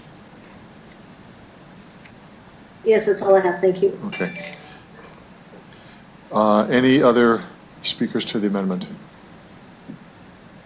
I'll speak to it. I find the hour changes on the floor, Council, to be very arbitrary. I don't think anybody knows the industry very well. The administration have some rationale for what they put into the original report. I would go so far as to say that we could refer this issue of hours of operation in further consultation based on the probable referral motion, but I don't see a reason why we change these dates on the floor of council like this. We're going back and forth for 10 to 15 minutes, so I'm going to speak against the amendment. Councillor Flanagan, do you want to close debate on it? Nope, I'm good, thank you. Okay, Mr. Clerk. Thank you, Your Worship. I will begin with you, Councillor Flago, please. Yes. Councillor Mancinelli. Yes. Councillor O'Donnell. Yes. Councillor Bryce.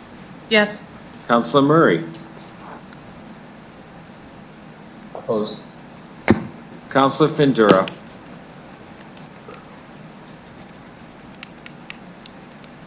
Councillor Findura.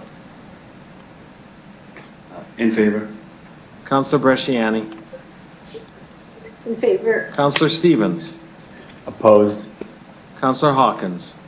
In favor. Councillor Young. Opposed. Mayor Fougere. Opposed. The motion is carried 7-4, Your Worship. Thank you for that.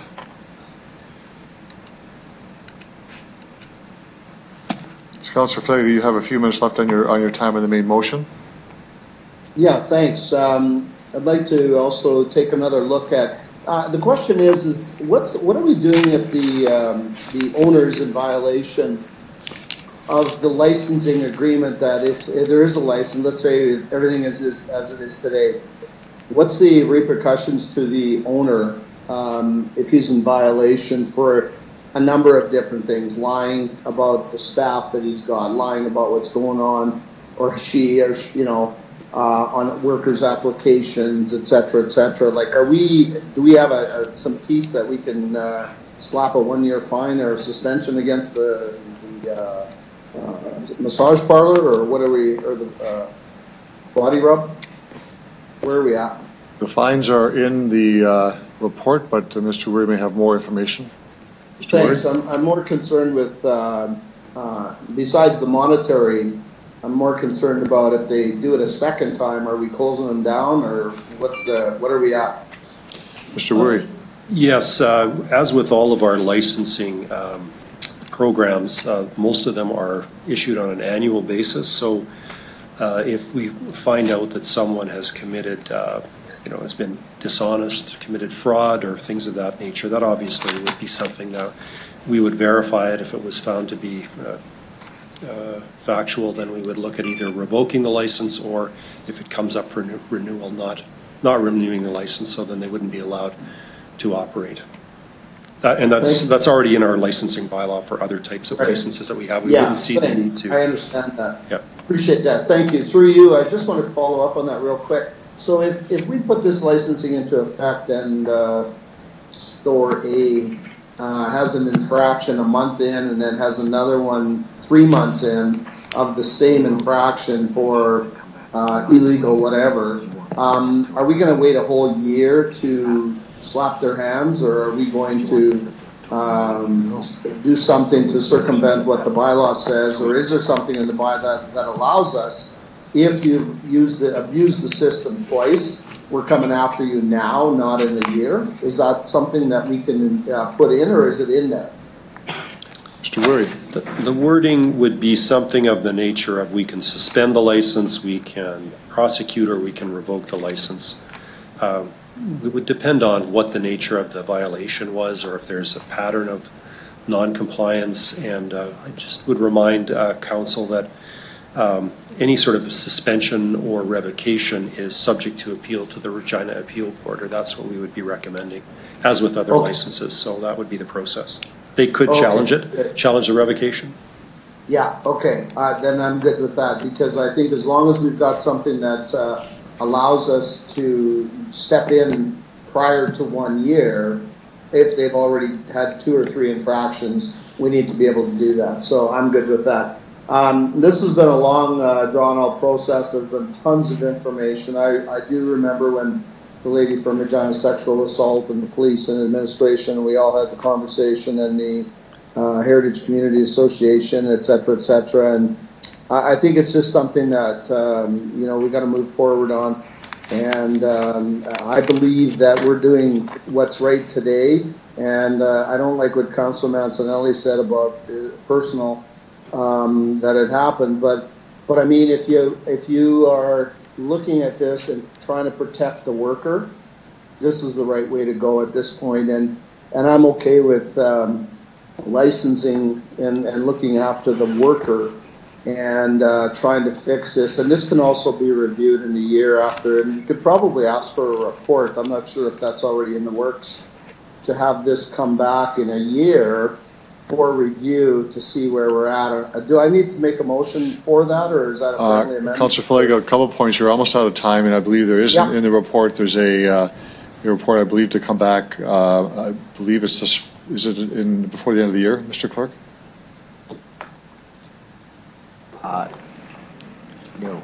No. There's nothing in it at this time. Okay. Great. So can I make that, can I make it a friendly amendment, or do I have to make a motion to have a report come back by the end of 21? Or 12 months from now, or whenever it's implemented? I think we'd take that amendment to the floor, that you come back in 1 year. Yeah, but your referral may not pass though, so we'll put it down here on the main motion.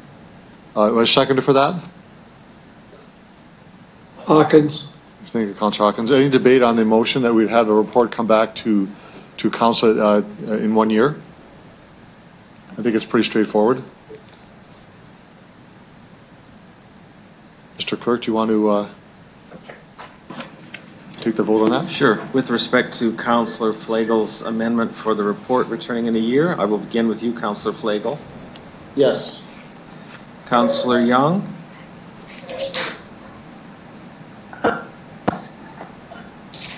Yes. Councillor Hawkins? In favor. Councillor Stevens? In favor. Councillor Bresciani? In favor. Councillor Findura? In favor. Councillor Murray? Councillor Bryce? Yes. Councillor O'Donnell? In favor. Councillor Mancinelli? In favor. Mayor Fougere? I vote yes. Passes unanimously, Your Worship. Thank you. Councillor Flager, your time is up. Is it up, or do I have one more quick? No, your time is up, actually, just 5 minutes. I'm going to ask members of council to indulge just for a moment, and I'm going to ask for a vote on this. Councillor Murray asked one question on the main motion, and he's asked to speak on the main motion. I think his intention was he could probably, as he said here, he thought he could speak on the referral motion, but there's no referral debate on referral motion. I'd ask members of council to allow Councillor Murray to speak, or give him a chance to speak on the main motion. Anybody opposed to that?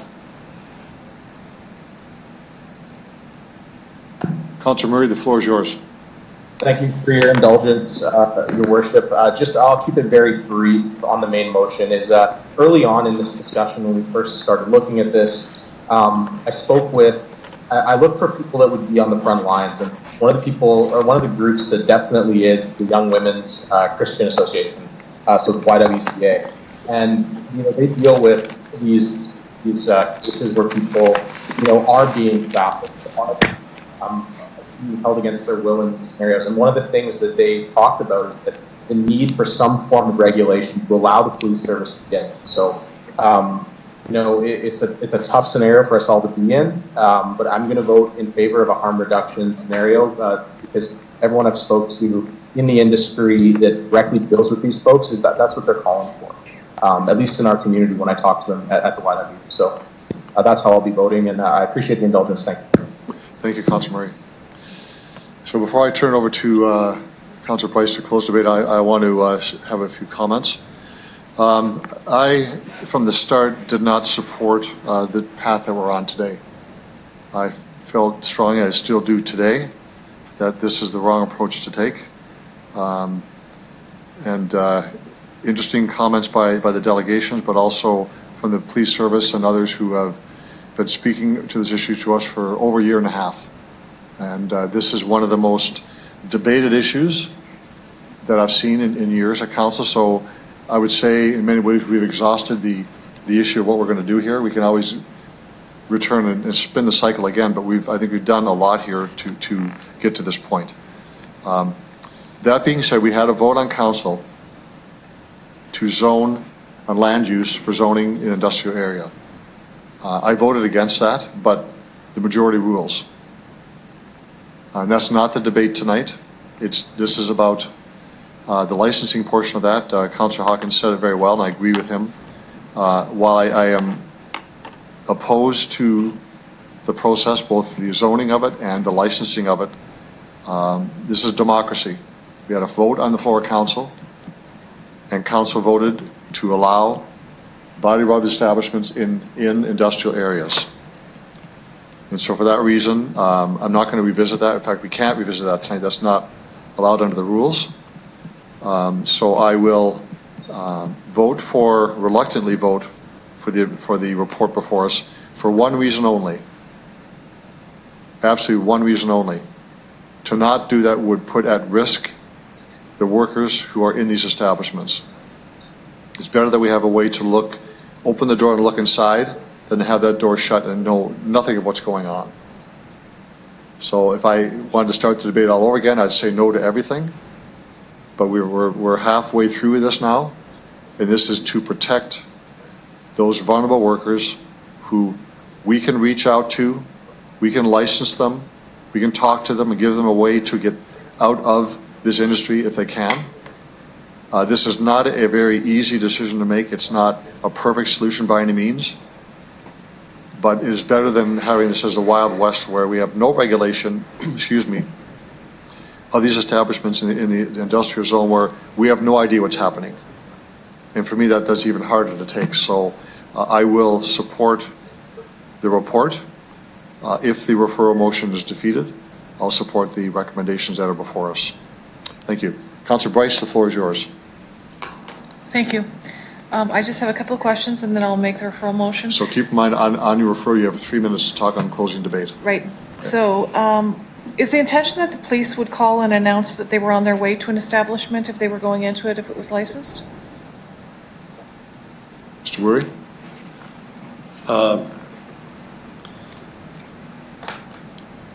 I'm not sure I could provide a definitive answer. Reasonable notice would be, depending on what they were coming to look at, I suppose. That might be reasonable for a certain type of inquiry. A sort of a comprehensive inspection, it might not be reasonable. But again, I'm just, reasonable will be very much guided by the context in which the request is made. It's a somewhat vague legal term. So it's, but again, that's what the Cities Act has provided us, and it's,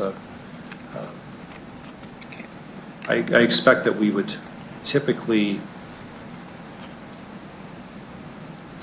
as I said, I think it would depend on the type of information we were looking for in terms of the types of inspection. Speak up. Okay. Speak up? Sorry. It would depend on the type of information. It's not a one-size-fits-all sort of inspection. I think we would develop the practices and the procedures for that over time. This is a new area of regulation for us, so I think we would adjust as we go and as we learn. Thank you. So as was mentioned, the status quo is not working because we still have these establishments around. So in my mind, I feel that we need a plan in place to stop this illegal activity in our community. So that's why I feel that licensing is not the way to go. I just can't imagine us having this debate if we were talking about licensing a crack house, for example. So I just can't see this being a good way to go. It was mentioned that 6 months for a report. How are the workers going to stay safe? So I'm not going to ask for 6 months for a report to come back. I'm going to say as soon as possible. So if we could bring up the motion that on the screen so everybody's able to see it. So Councillor Bryce, I'm going to ask to pause just for a moment because we do have a time we stop at 6 o'clock. I'm going to assume that everybody is going to want to continue on past 6 o'clock. I'm not going to ask for a vote. I'm going to ask for, is there anybody in opposition to us continuing past 6 o'clock? Because that is when we should adjourn. We're right in the middle of wrapping this up, so I'm not hearing anybody saying they want to adjourn. So Councillor Bryce, continue on. Thank you. So the motion is that this report be referred to administration to work with the Regina Police Service to come up with a way or a plan to enforce the current law of buying these services and or profiting from the sale of the services, and that a report, with the report considered in conjunction with a reconsidering motion for the original zoning decision at a future meeting, which I'm going to ask for as soon as possible, rather than in first quarter.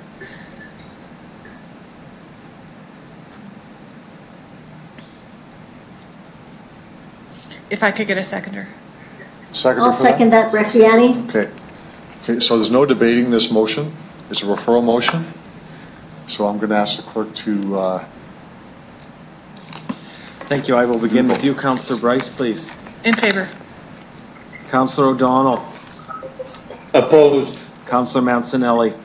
Opposed. Councillor Flagel. Opposed. Councillor Young. Opposed. Councillor Hawkins. Opposed. Councillor Stevens. Opposed. Councillor Bresciani. In favor. Councillor Findura. In favor. Councillor Murray. Opposed. Mayor Fougere. I vote yes. The motion is defeated 7-4, Your Worship. So we're on the main motion before us, and we've already spoken to this one, including closing debate. So, Mr. Clerk, I'm going to ask you to take the vote on the report, please. Thank you. I will begin with you, Councillor Bryce, as the mover. Opposed. Councillor O'Donnell. In favor. Councillor Mancinelli. In favor. Councillor Flagel. Yes.